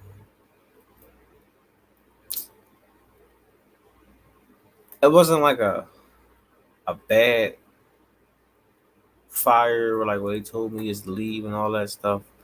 Like my boss called me or whatever, and it was like because like I really wasn't working there. I was there through an agency. Let me just say that I should have said that from the get go. So I was there from through a temp agency, and that was only at the hotel Saturdays and Sundays or whatever. And yeah, I'm sure y'all know how temp agencies work. The agency gets you the gig, whatever, and they take a percentage out of check, shit like that. So my boss from the agency called me and said that uh you can't go back to the hotel. Said don't even worry about going back there. I'm gonna send you to someplace else. And I asked him, I'm like, wow, like why can't I go back? He says they said they don't want you back because you didn't smile enough. They said because you looked too serious and evil. I'm like, what? Are you serious? And that was the first time someone said that to me out loud, but it wouldn't have been the first time. I mean the last time. Now, And I'm sure just off of that, when I think about past stuff, I'm looking at stuff like damn, it was because of stuff like that too. Because people look at me like when people don't know me, they think I'm mean. Like I said, I don't really mess with people like that I don't know. So I'm quiet. And what I gather is people are very talkative, even with total strangers. Because when I don't talk, they it's they look at me like, why are you not speaking and stuff? Like I was at the doctor's last week, and when I was in the triage, uh the nurse, the intake person, got an attitude with me. And she got an attitude with me because she assumed that I had an attitude because she like, well, why you? She like, hey, she like, why you sitting there? Why you so quiet and everything? Like, she's like, what you got an attitude or something? Like, you don't want to be here? And I looked up at her like, huh? Because I was thinking about something. Like, mind you, I told you I was going through shit last week, so my mind was all over the place. So when I heard her say something smart, and then it dawned on me what she said. So I looked up like, huh? Like, what was all that about? All because of your assumption. You don't even know I'm like going through something. Like it ain't got nothing to do with you or nothing. Like I'm cool. I'm here to get checked out. I called and made the appointment. So what you mean? I don't want to be here? So like I've gone through that a lot throughout my life, and I still kind of get perceived that way. You know, people think that I'm evil and mean and stuff because I don't really talk to people. It's like the only time I really talk to people I don't know is when I do my content creation. Like, being a content creator. That's the only time you see me talking to people. And if you're not like, if I'm not on a panel, if you're not calling in all that stuff, then it's not really a conversation. It's just me talking and people listening. But it's no hard feelings and all that. It's not like, oh, I don't like you. I don't. It's just if I don't know you, I don't know you. I don't. There's nothing to talk about. like, I don't understand what's so weird about that for people. Like, I don't just look at people and don't say anything. Like, I do, and like if we have eye contact or whatever, I will speak. I say how you doing, whatever's going on, how you feel. I normally say how you feel. That's my word. How you feel. That's usually what comes out. Um, and I do that with everybody. Male, female. How you doing? How you feel? I think the only time I look at you, I don't speak is if and I mentioned this before. If I'm looking at you and I see that we making eye contact or whatever, is there's enough where saying hello is warranted from each party. If I feel as though you're looking at me and you're not going to say nothing because you expecting me to speak to you first, then all right, then yeah, I'm all right. Fuck you. I ain't saying nothing to you. Then yeah, I am going to look at you and just keep moving. But other than that, hey, how you feel? What's going on? Like you looking at me, might as well speak, right? But that's the ignorance of people, and I can say that's a Philly thing, but that's everywhere. So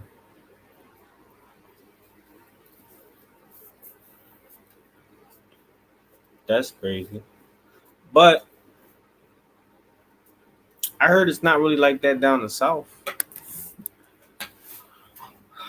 Um.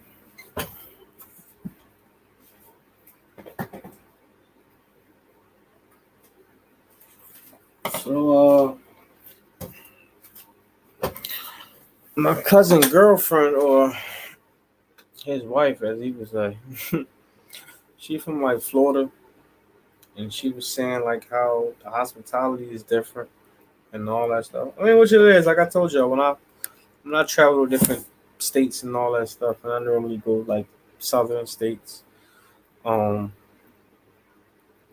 it is hospitality. It's different from up here. You know, people actually speak, look at you and speak, rather than look at you and you saying hi, and they look at your evil because you said hi to them. Like that's true. But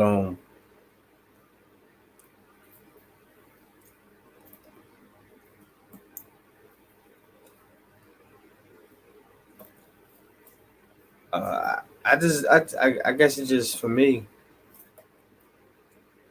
Where would it where would I settle down if I did go south? Like if I was deciding to go to like really move down south somewhere, um, I would have to really think about that.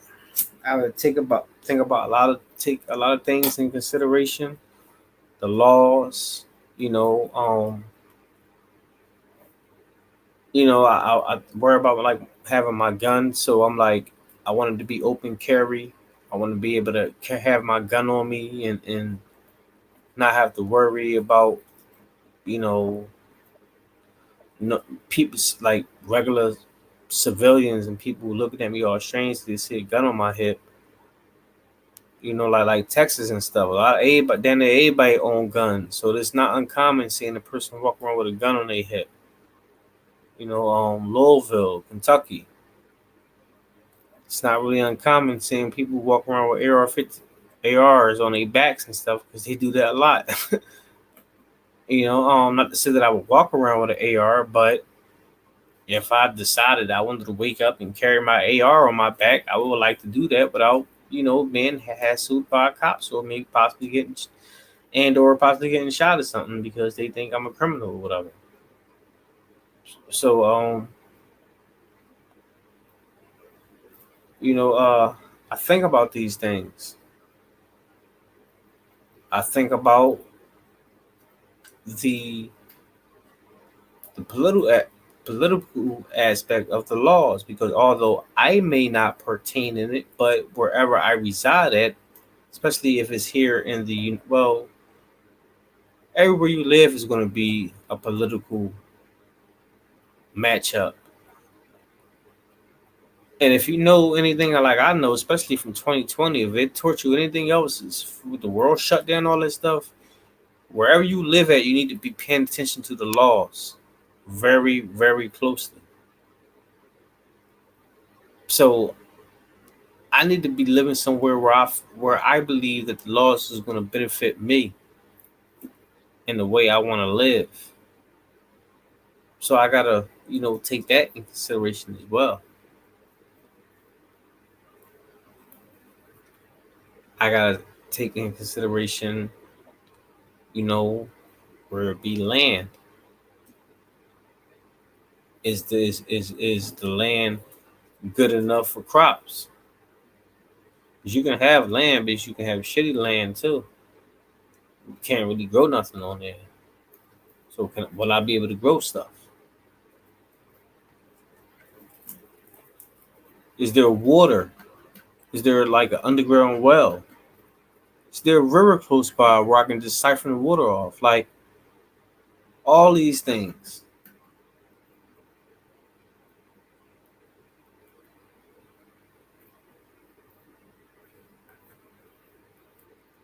All right.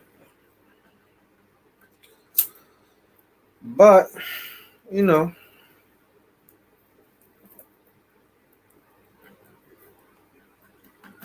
baby steps.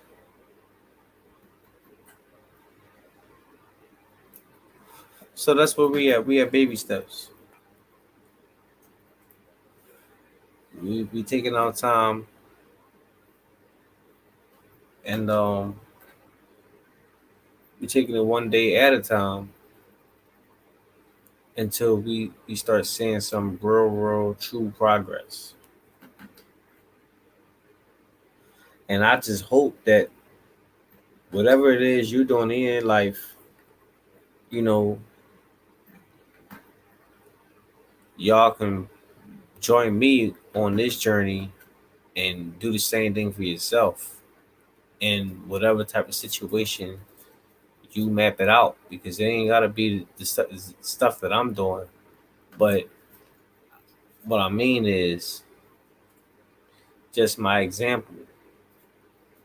Use that as a motivational tool to better yourself, because there's room for improvement for all of us.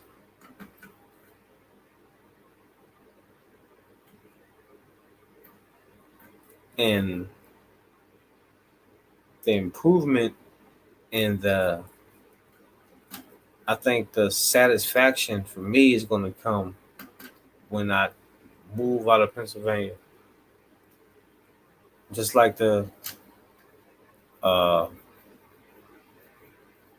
the title of the video suggests, when I go far away.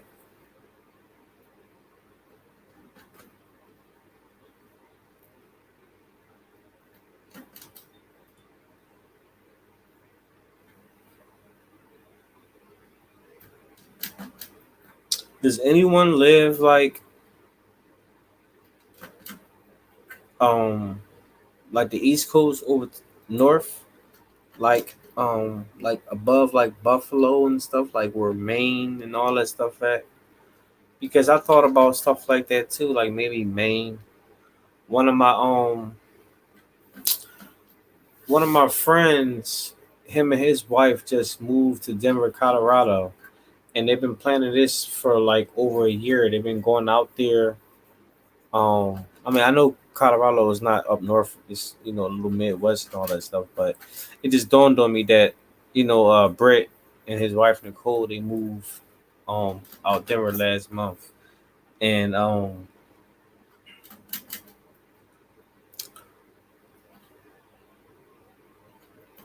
since last year they've been like going on trips out there and saying like, "Oh, this would be a nice place to live," and all that stuff like that.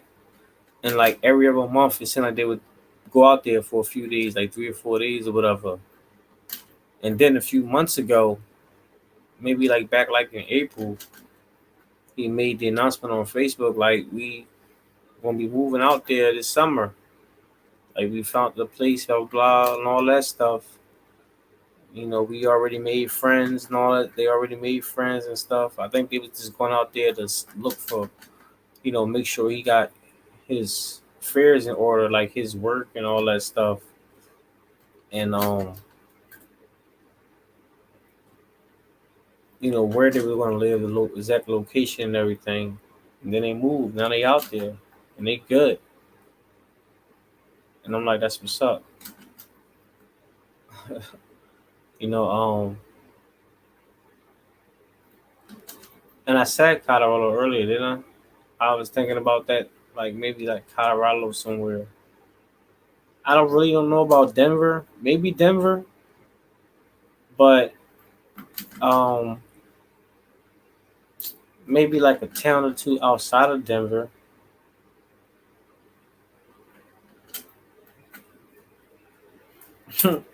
When I talk about stuff like this, and I talk about like moving in like in certain areas, like when I mentioned Texas and certain spots in rural areas, a lot of people I know, a lot of the black people I know, they always mention. I'm talking about like personally, in real life. They mention which I'm sure some of y'all probably it probably crossed some of y'all minds. They mention like the racism, the prejudice and all that stuff and all. And like I said earlier in the video, if you just joining me, like I try my best not to be cocky. I try my best not to like sound cocky and all that stuff. It's just confidence. Like I'm fully capable of handling myself.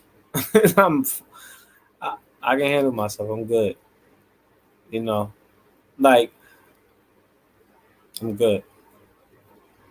And I don't mean that in like a life threatening way and all that stuff. Like, 'cause people always mentioning guns and all that. Like, I think just about all of us, everybody got guns now. Everybody know me. I got my 235. I'm a certified bounty hunter. Like, I have training and all that stuff with weapons and all that, but my confidence don't come from guns and all that stuff. My confidence comes from me. Cause if you ain't got no weapon or nothing, or if you don't like sneak up on me, if I see you coming, I'm gonna fuck you up. I'm gonna tear you up. I'm knock you out, and that's not even like that's literal. I'm gonna literally knock you out. And if you don't got like no, if you not no, if you ain't no type of training, no combat skills or nothing, you're not used to going 3 minutes and more, just consistently just moving and fighting and punching and all that stuff. You ain't got no chance. So I look at stuff like that, and like I said, I'm human. I can be totally wrong. I can totally probably get my ass whooped. But that's how much confidence I got in myself. That like I don't worry about stuff like that because, like I said before, one most and foremost, I'm a child of God. So that in itself, my faith, I understand is going to protect me, and God been protecting me all this time. I don't see why He's going to stop now. You know, and God help those who help themselves. That's what the word says. So I'm going to make sure I well equipped and prepped to make sure I feel as comfortable as possible. I said before, the only real threat I worry about, being out in rural areas about myself is myself, and meaning my health. I don't want my health to give out on me. Anything else, I feel like I can. The health is more scary than anything else I can conjure up. You know, anything else I feel like I can handle. Minus a pack of wolves. I'll be terrified, and you know, I probably poop on myself. But people, I'm good. Um, but yeah, that's that's pretty much the the plan. You know, and I advise all y'all to make a plan too. And if you in an area where it's just growing violence, then leave. Make a plan to leave. And if you don't want to leave your family and friends, then y'all all make a plan together and be serious about it. Like, stop talking and not walking. One of the that's one of my like biggest pet peeves. I can't stand people who talk, talk, and don't do anything about it. And I can't stand that is because I had to do it. Like, I can't be talking and not do nothing. And if I can be completely like if y'all want me to be completely funky with y'all and keep it real, it started off as cat. I used to be lying like a motherfucker to certain people. But a lot of people I know is newsy and like to dig for information. So I can't be talking certain big stuff and whatever and not producing. So I had to in turn I had to start doing everything I started talking about. And it got me to a point where it's though like, shoot, might as well just do it then.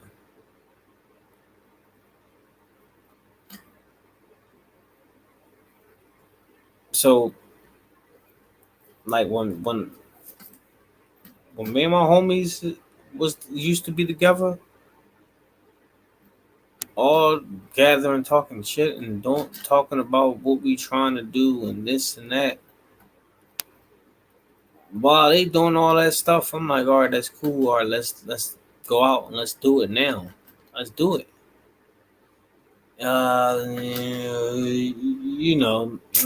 Maybe next time. Uh, y- y'all get exactly what I'm saying. That's why I started doing everything. That was the birth of me doing everything on my own. Because every time I tried to do stuff with people, everyone used to always BS. So I had to realize I'm like, all right, I got to start doing this shit on my own. I used to be 300 pounds 10 years ago before I started boxing, and I used to talk about working out, getting in shape with people. And yeah, we gonna get in shape. We gonna work out. We gonna do this. Niggas never did it. So I had to start working out and going to the gym on my own. Then I started boxing and stuff and fell in love with it.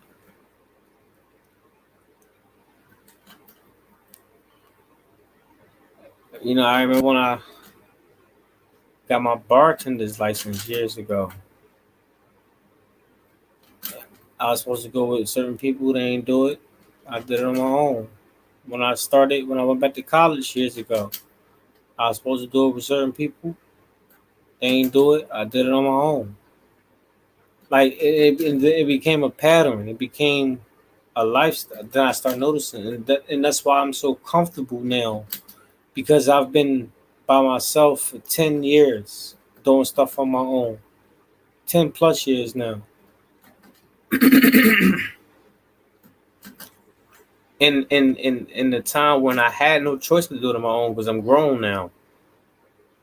So from 28 until now,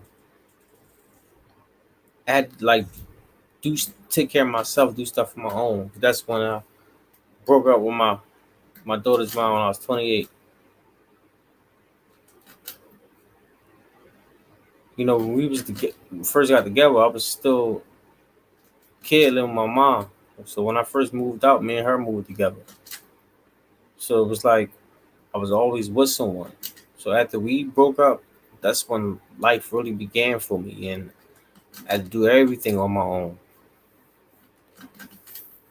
And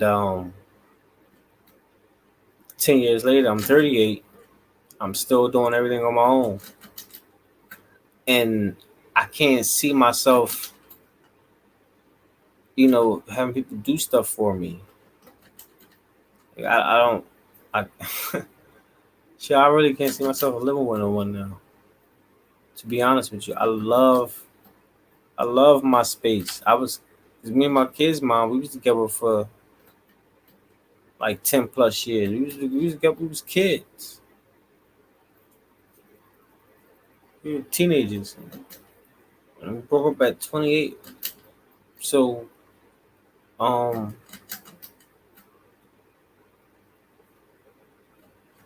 the space I got now is it's immaculate. I come and go as I please. I do all that stuff now. Fucking to be fair, when I was going through my little episode last week, you know, I thought about everything. So me having a family and having a wife and all that stuff that came to play too. That came in my head. I'm like, damn, and me being worrying about health and stuff and everything that also came into play. And I'm like, shit, like like I don't got no wife. I'm single and all that stuff. So um I thought about that, and I'm like, man, I do, and it made me realize that I do want to end up pr- probably getting, yeah, not pro. I do want to end up getting married. Um, like I said, I'm just conflicted because I do like my space, but the thought about being alone or um dying alone, it worries me a little bit sometimes. Um, so I'm a little conflicted with that. You know, my feelings about this might change. So so this little aspect of the conversation is not really set in stone because as we go on and stuff, our feelings change and all that stuff, and I might feel differently next week, whatever. Who knows?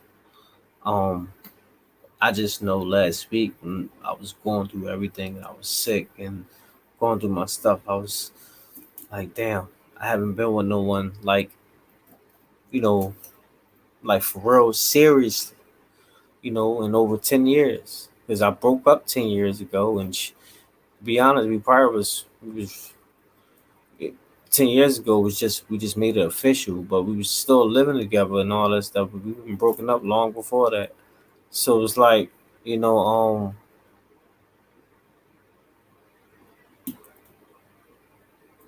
um, just thinking about being myself or whatever. Just had a little moment of weakness. And well, I won't even say weakness. I would just say I just had a moment of realization because I don't think that's weak. Being a man and wanting a wife and having a family, ain't nothing weak about that at all. So I apologize about that. I didn't mean that. Um, now, but with that being said,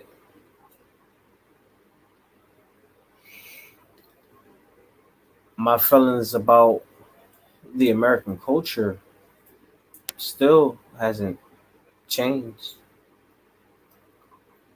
What I mean by that is I don't see myself settling down with an American female. Like at this time in my life, at this particular juncture in my life, um, I'm just turned off by the the patriarch. I'm turned off by what society says how men and women should interact and date and all that stuff. I'm tired of this thought culture, this bad boss chick mentality and all that. Like I'm cool. I'm good. And I think I probably noticed that probably I think I've been like that because I've noticed ever since I broke up with my baby mom 10 years ago, I've always been kind of like a one hitter quitter. Cause I'm always well, I done slowed down a lot last year or so. But after my baby mom, I've always been with like different types of chicks, or whatever, different females. But I've at the same time I've always noticed I've did the one hitter quitter thing. Like we will have sex once and I'm good. Like I because I don't know psychologically. I don't know if it has something to do with me breaking up with I don't know, but what I do know is after we had sex, I'm cool. I don't need to have sex with you no more. And it can be good. It can be good as hell. But I'm cool though. Like I'm not pressed. And maybe because like usually I would I and I probably get this from my dad. I do like the weekend thing with a couple days thing. Like I will set up a weekend or a couple nights where you spend a night at my house or whatever. I really don't like spending the night at other people's house. Like I want you to come to my crib. Um, I'm just weird like that. So you come over my crib for a couple of days. So when I say one hitter, I mean like that one time we're together. Cause we can be together for like 2 or 3 days. And in them 2 or 3 days, we the whole time we probably just having sex, whatever. So afterwards, I'm good. And I hate if I'm being real, know I probably turn a lot of people, especially females who probably listen to this like, damn, you ain't shit. And I know. And I'm not saying this to boast, to brag, or nothing. It's just how I am now. I don't know why. It just is. So yeah, that's that's a weird thing about me. I don't know if more other people like because every time I talk to my friends about that, my homies and stuff, they be like, "Damn," they be like, "You don't be trying to do it again or nothing." I'm like, "Well, there were like there's always exceptions to the rules. So there are a few females that I've done it with more than once or whatever, more than one occasion. But y'all know how I like to talk about overall and stats and stuff, and usually like 98, 99% of the time is the one time we meet, link up or whatever for them few days, and then is done. And that's weird, right?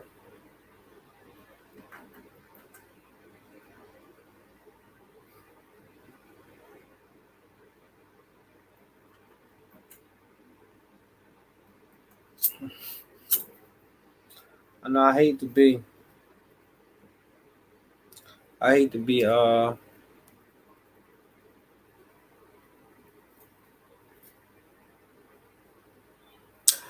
hate to be like, damn, I know you was like that. But I mean, it is what it is. I'm human. We live and we grow. Now, like I said, uh, I think now I'm in a t- I mean, I'm like I said, I'm conflicted. Cause some days I might want to, some days I might not want to. And you know what's so funny because some of y'all know I got these Kevin Samuels groups on Facebook. Cause y'all know that's a like them Kevin Samuel groups are a big thing on Facebook. I'm talking about the groups with the Kevin Samuel names. Like I'm the admin of a few of them, and I got like over 10,000 people in one of my groups. I got a little over 7,000 in one. I got a little over 2,000 in another one. About like 812 people in another one, and then I just made like two other extra ones like a month or so ago, and one of them got like 41 people in it, and another one got like 130 or something. But um, them groups be tripping. Like them people in there be uh going back and forth. It's to the point now where as though I barely interact now. I just pay attention to who's posting what because the internet ever since 2020 they do the censor stuff, so I gotta make sure people don't post any old thing, or I gotta like delete it or whatever, or if people start trolling I'll delete them out the group or whatever. And uh there's a lot of females in those groups who thinks that like the message of the people in the manosphere are like the same as the incels and all that stuff. And I'm going somewhere. The reason why I touched on this little part because I was talking about marriage and stuff. So that's the reason why I'm bringing this part up. But um, marriage is a when this marriage is right, when both parties love and respect each other, and I'm talking about like the monogamous marriages, then I think it's one of the most beautiful things in the world. Like, how can you not? You got two people loving each other, respecting each other's decisions, boundaries, going through each other hardships and all that stuff.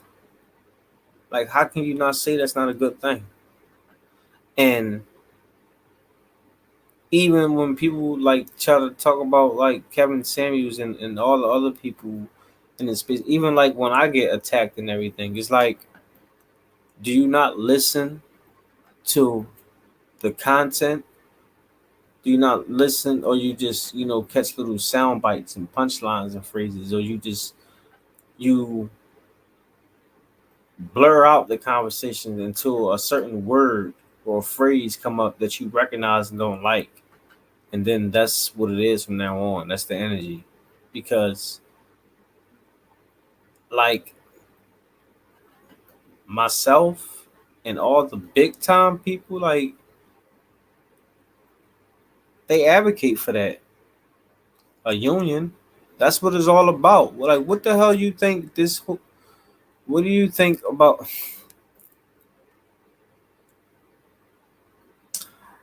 this whole space? Is just about accountability and recognizing, you know, boundaries and respect and space and realizing your BS. And I think that's on all parties now, because even the dudes are tripping. Like, and like I got thousands of people with my groups, and because of the red pill space has been blossoming in the last couple of years. A lot of men feel empowered, just like females was feeling empowered when the feminist movement came about.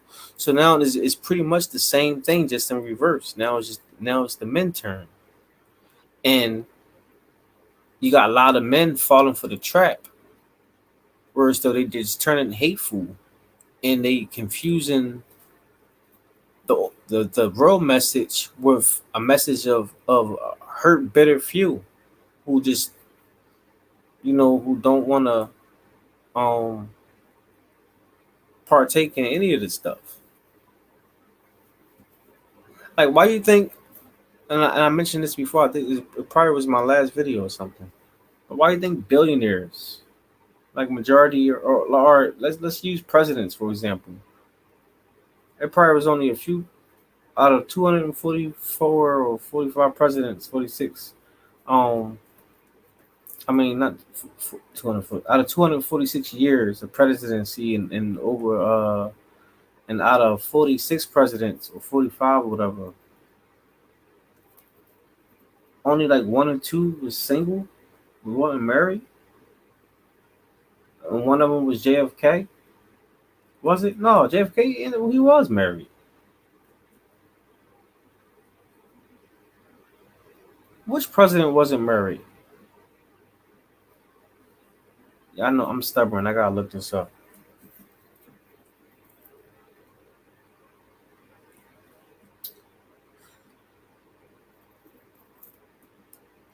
Ah, I'm gonna mess this tab up if I open this up. Will somebody find out which president wasn't married? Because whoever wasn't married, the number is real low. And let's just say all presidents were married. Well, that would tell you something. Like, a lot of people within power realize having a mate on your arm, it brings a certain prestige to you. That's why kings and all that stuff has queens and stuff on their arm. That's why our presidents are married. All these world billionaires and stuff are married. You would think that because of everything that goes, you would think, right, that because of how, let's use a lot of the people within the incels and community and everything and MGTOW, you would think that Um, they say that females use men for all their money and resources, which they do. That's no lie about that.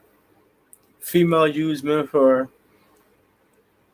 money, resources, protection. That's very true. But this is the kicker though. Females been doing that since the beginning of time.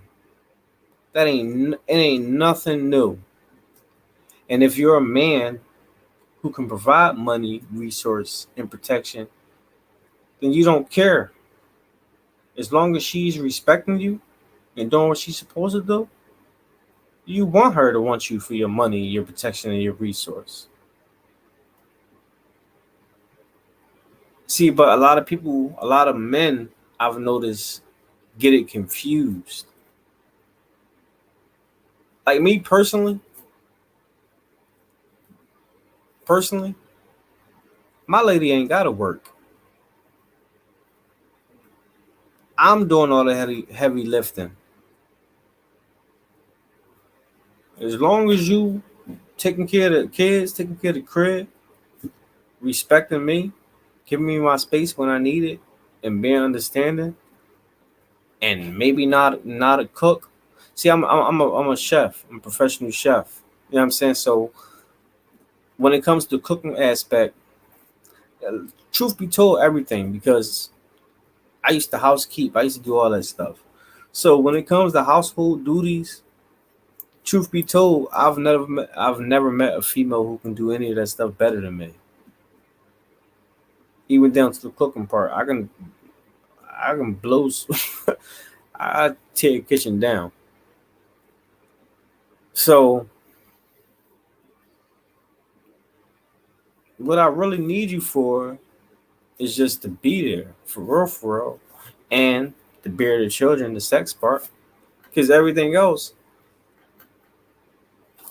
I look at it like you can't do it better than me anyway. I probably go over behind you, make sure it's done correctly. Like that's how much my OCD is.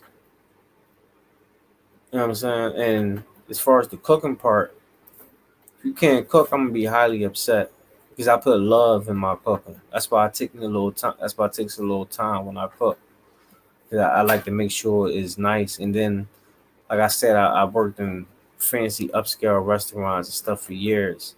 So I've learned it's all about presentation. I like to present food. Like my daughters, I got like the big plates and all that. When I present food to my daughters, I like to present it to them like they in a restaurant somewhere. Like I buy like individual things and everything, even like with the utensils and everything, and the food trays and stuff. I got all that. Like I like to feel important. Just like when I'm feeding them people out there, from rich motherfuckers. I want to feel that way too, and I want my kids and my girl and all of them to feel that way. So that's that. So you ain't got to be able to cook just as good as me, but I want you to be able to cook good enough where I ain't got to add no fucking extra seasoning when you give it to me. Like I don't want to add nothing. Like all right, I gotta put this little bit of garlic and salt in it to make it taste a little better. Like just, I mean, make sure it's cool enough where it's like, oh damn, it's good. Like because like real chefs, we season the food as we're cooking. Like my food, you don't have to add nothing to it. If you put extra salt and all that stuff on there, you're making it too salty and stuff because it's real, it's flavorful, and um, you got to be able to do your thing on that part. For real, for real. You know, it's so funny. My kid's mom, if you ask her, she'd tell you she cooked better than me. Um, well, we ain't been together in 10 years. She used to say that back then. I'm sure she probably still feel the same. I'm sure she still feel the same way. I used to say no, you can't, because back then I was good and I'm way better now. And the only thing I gave her that that probably was better than me, or I ain't gonna lie, what it was better than mine at the time because I didn't do it as much as I do. I've done over the past 10 years. Was like baked pastries, like cookies and cakes and all that stuff like that. But I've been doing that now, and I've got taught by some good people who know how to do it, and I follow recipes. I can make a damn chocolate chip cookie from scratch like a mug. Like you talk about edamame and stuff. You try one of mine. Try one of my cakes and all that. Like I'm cool, but that stuff is tedious, especially making cookies and stuff from scratch. It's real tedious. So I really don't like doing it. I only do it when I gotta do it. Um, but that was the only thing back in the day I gave my kids mom was pastries and cakes and stuff. Can't even do that now. Um, she used to cook her chicken like real light, rather it been baked, grilled, or fried. Like the shit seemed like it was never done. Um, but she did know how to cook though. Like let me just say that my kid's mom did know how to cook. You know, she just wasn't nowhere near as good as me, and I didn't like her chicken. But everything else was cool. Um, but she got to be able to cook better than that because I used to have to add certain stuff and then certain things I didn't eat because I just thought it was nasty. And I don't really be wanting to do that now. I want to eat all your food. So, and I've tasted food that I ate it all. Like, damn, that's pretty decent. And man, like, and you know, I'm I'm an a-hole when it comes to me because I'm just gonna say mine's just the best because I was like, well, that was decent. You know, it wasn't as good as mine, but you get an A for effort. You know, I never said this out loud. You know, I'm not a dickhead like that. But you know, this is what I'm thinking in my head. Like, oh, this is good. Like I could have made it better, but you know. And like I said earlier about my two dads, I had two dads in my life. This is the kicker. They both were chefs. They both like damn. What my mom just like messing with two niggas like what she was like all right, got both the same, so I gotta mess with both of y'all. She just starting with both of them. Like come on, but uh, they both know how to cook. Both of my pops, and they both were chefs. So I grew up just watching them cook and started cooking too, or whatever. And I was just talking to my you know, my pop was still alive. I was just talking to him like last week. We was talking, and I was telling him how I was like, "Pop, this is so funny," because I bring him up a lot. I bring my dad up a lot. My dad who's still alive. I bring him up a lot when I talk about survival instincts when you ain't got no food in the crib because he was the best at that. Like he was the best. Like, is this man literally really had no food in his house? Like to us, you know, but to him, he had a whole meal, and he was right because he did. We just didn't see it because we couldn't put it together like how he can. He was a master at it, and this is what he did. So he would have white rice in his cabinet, right? He will always have rice. He will always have one big ass onion, maybe two. He will always have one pack of turkey butts in his freezer. He will always have one head of cabbage in his refrigerator. He stayed with flour, like all purpose flour. stuff like that in the cupboard. The only thing he would go out and grab was maybe like a pack of chicken, like a 4-piece thighs, 5-piece thighs, or something that's inside there, or whatever. That was the only thing he would go grab from the store if he had to grab it. And with that, he will make a fucking big ass meal. Like, cause he would make a pot of rice, and he had these, and I got the big ass plates from him because he used to have these big ass salsa plates. Them joints was huge, and he would. My dad and Chinese people to this day, I still don't know who make the best rice between them. My pop and China, and I ain't just being biased because he my pop or whatever. Cause I can tell you about my mom. I can cook way better than my mom. I love my mom to death, but she really don't know how to cook like that. She's average at best. You know what I mean? And I know my mom probably listened to this video. I love you, mom, but you know, um, my pop had the best rice, and he ain't had no rice maker. He was making that from putting like the 2 cups of water with the 1 cup of rice type stuff, and it just came out perfect. He would make like the rice. He would fill like 70% of the plate up with rice. And then with the gravy, like he'll make gravy out of the flour. And it ain't had no flour lumps or nothing, like the little barrel balls or nothing. Like it'd be nice and smooth and stuff. And he cut up the onion. He have a big ass onion, and he'll saute it, and he'll combine it with the gravy and stuff and put it on the rice. And then he boil the cabbage, cook it.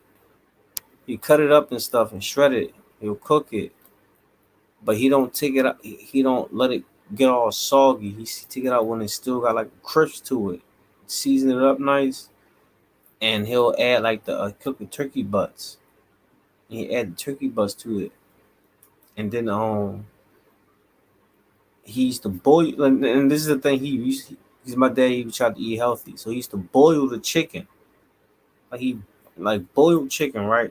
Sounds nasty. That chicken was good as hell. And now you only need 2 or 3, you just needed one of them. Because he had so much rice and gravy on the plate, and it was so like creamy and thick, it should be full. And then with the cabbage and turkey butts in it, we used to call it ass. He was like, "Yeah, we're gonna eat ass tonight, turkey butts." But with those little bit of ingredients, he used to make a crazy 4 course meal that I can never finish.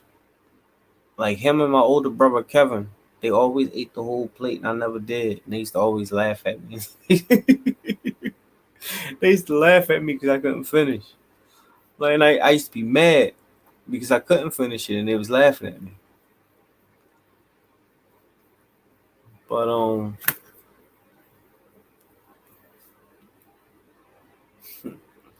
James Buchanan, the 15th president, was never married. Thank you. Yeah, I knew. I knew one of them presidents wasn't married. I knew I heard in history one president wasn't married. I thought it was maybe 2. But so you think out of 46 presidents and over 250 years, only one not married?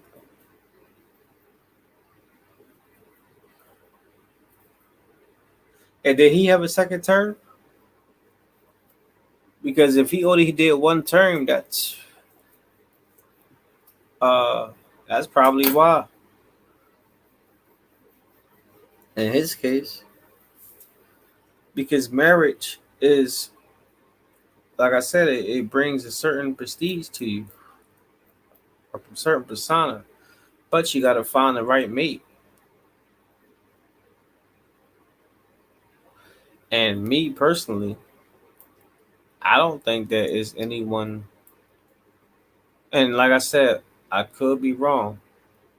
I can come on this thing a couple weeks from now, a month from now, something, and tell you I found the love of my life, and I'm talking about someone from another country, and this love of my life, she can be from Georgia.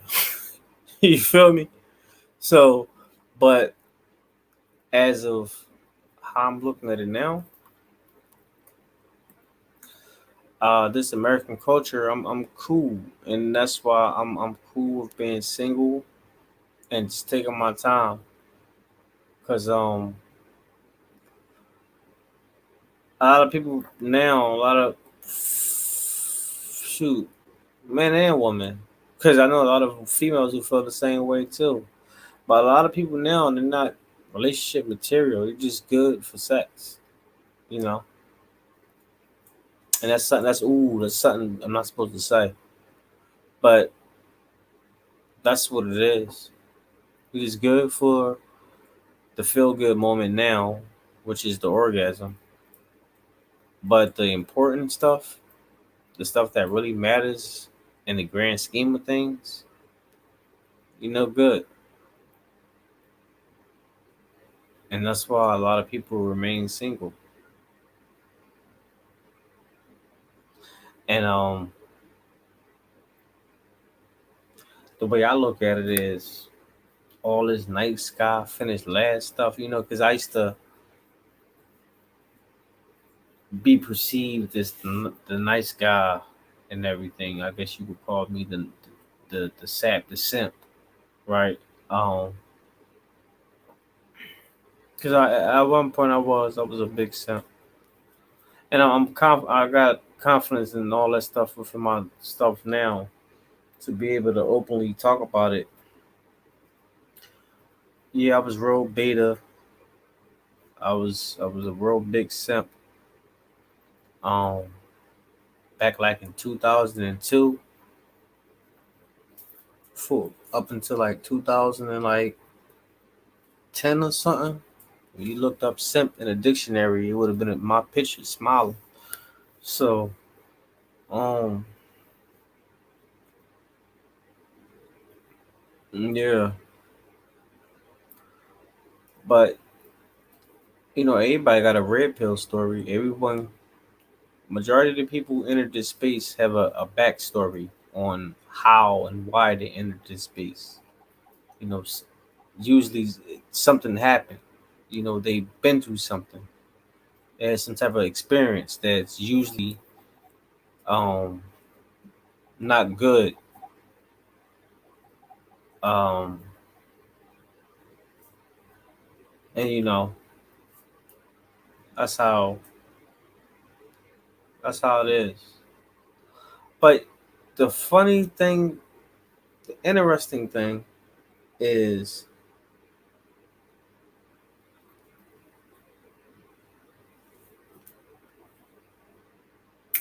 it is all connected.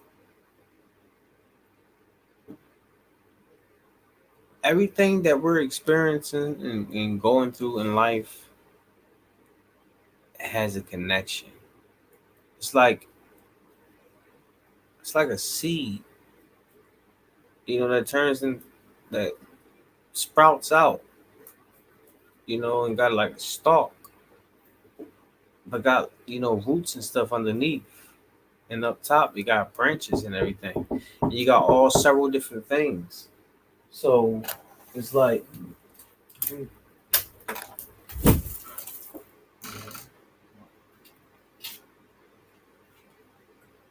what?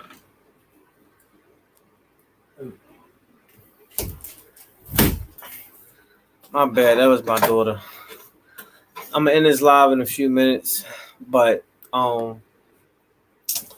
so it's like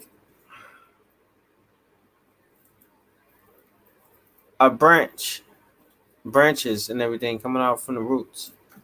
Everything in this world that happens has a connection to it. From the top very down to the bottom. It's all connected.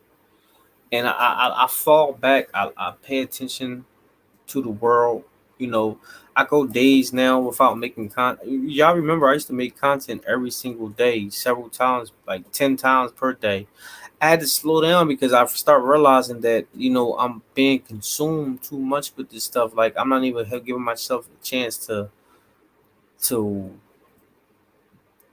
observe everything and take it in and just really pay attention. It's just like every time I sing something, I just react to it. Oh, this came out, I just react to it. This came out, I just react to it. No, just I'm learning now a little bit more patience and just um paying attention. So and I've noticed that a lot of stuff is it seems to be, allegedly allegedly uh planned, orchestrated, rather that be from the powers that be or whatever, and people fall right into the trap. Most people are robots. People wake up. Most people just wake up, go to work, they hear something, they believe it, they're told something, they do it, and they think that's just life. It's just what it is. And you got the people who's on top giving this stuff, just doing living life carefree. Like they're the ones who living their best life. And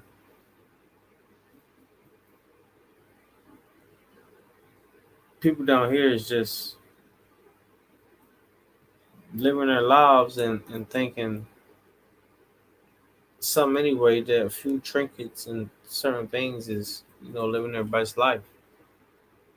And here I am watching everything, paying attention to all sides, and just realizing like y'all have no clue what's really going on, what's really happening.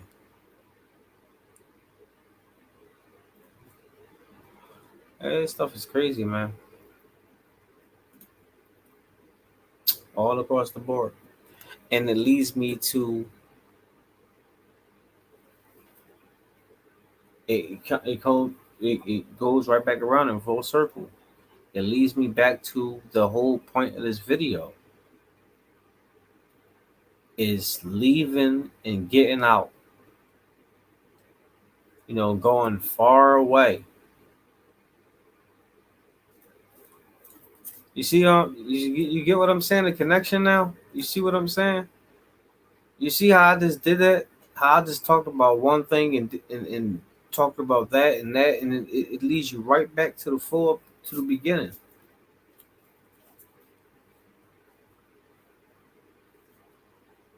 Like this stuff is deep, man.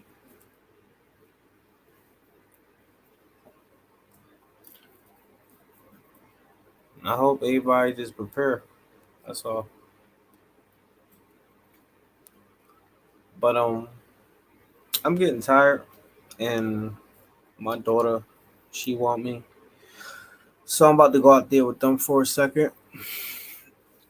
So I'm gonna end this live. I really didn't plan on being in here. My first like 10 seconds of the video when I first started the stream, I said I'm only gonna be a few minutes, and it's been damn near 3 hours. So congratulations. This probably is the longest video, probably one of the longest videos I've ever made. Um, but I'm gonna end this video right here, but I'm gonna leave you with this though, because I know a lot of people gonna check this out after it's already posted. So if you get this far, I'll leave you with this. Um,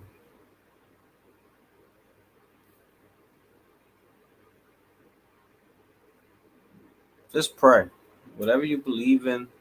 I'm not telling anyone what to believe in. That's not my place. But whatever you believe in, you know, whatever faith you have, stick with it. and do your best to not think inward.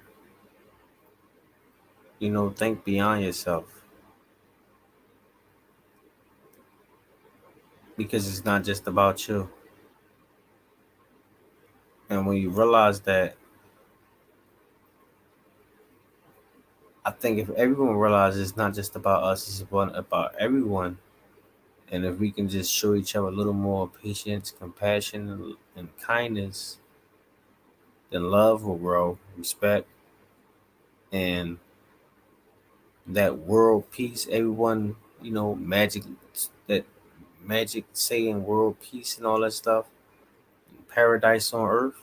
Well, then maybe that would be a step in the right direction. But who knows? That's all I got. I'm getting tired. Y'all hear me? I'm My voice dropping, sounding all sexy and stuff. So I gotta get some shut eye. But I hope I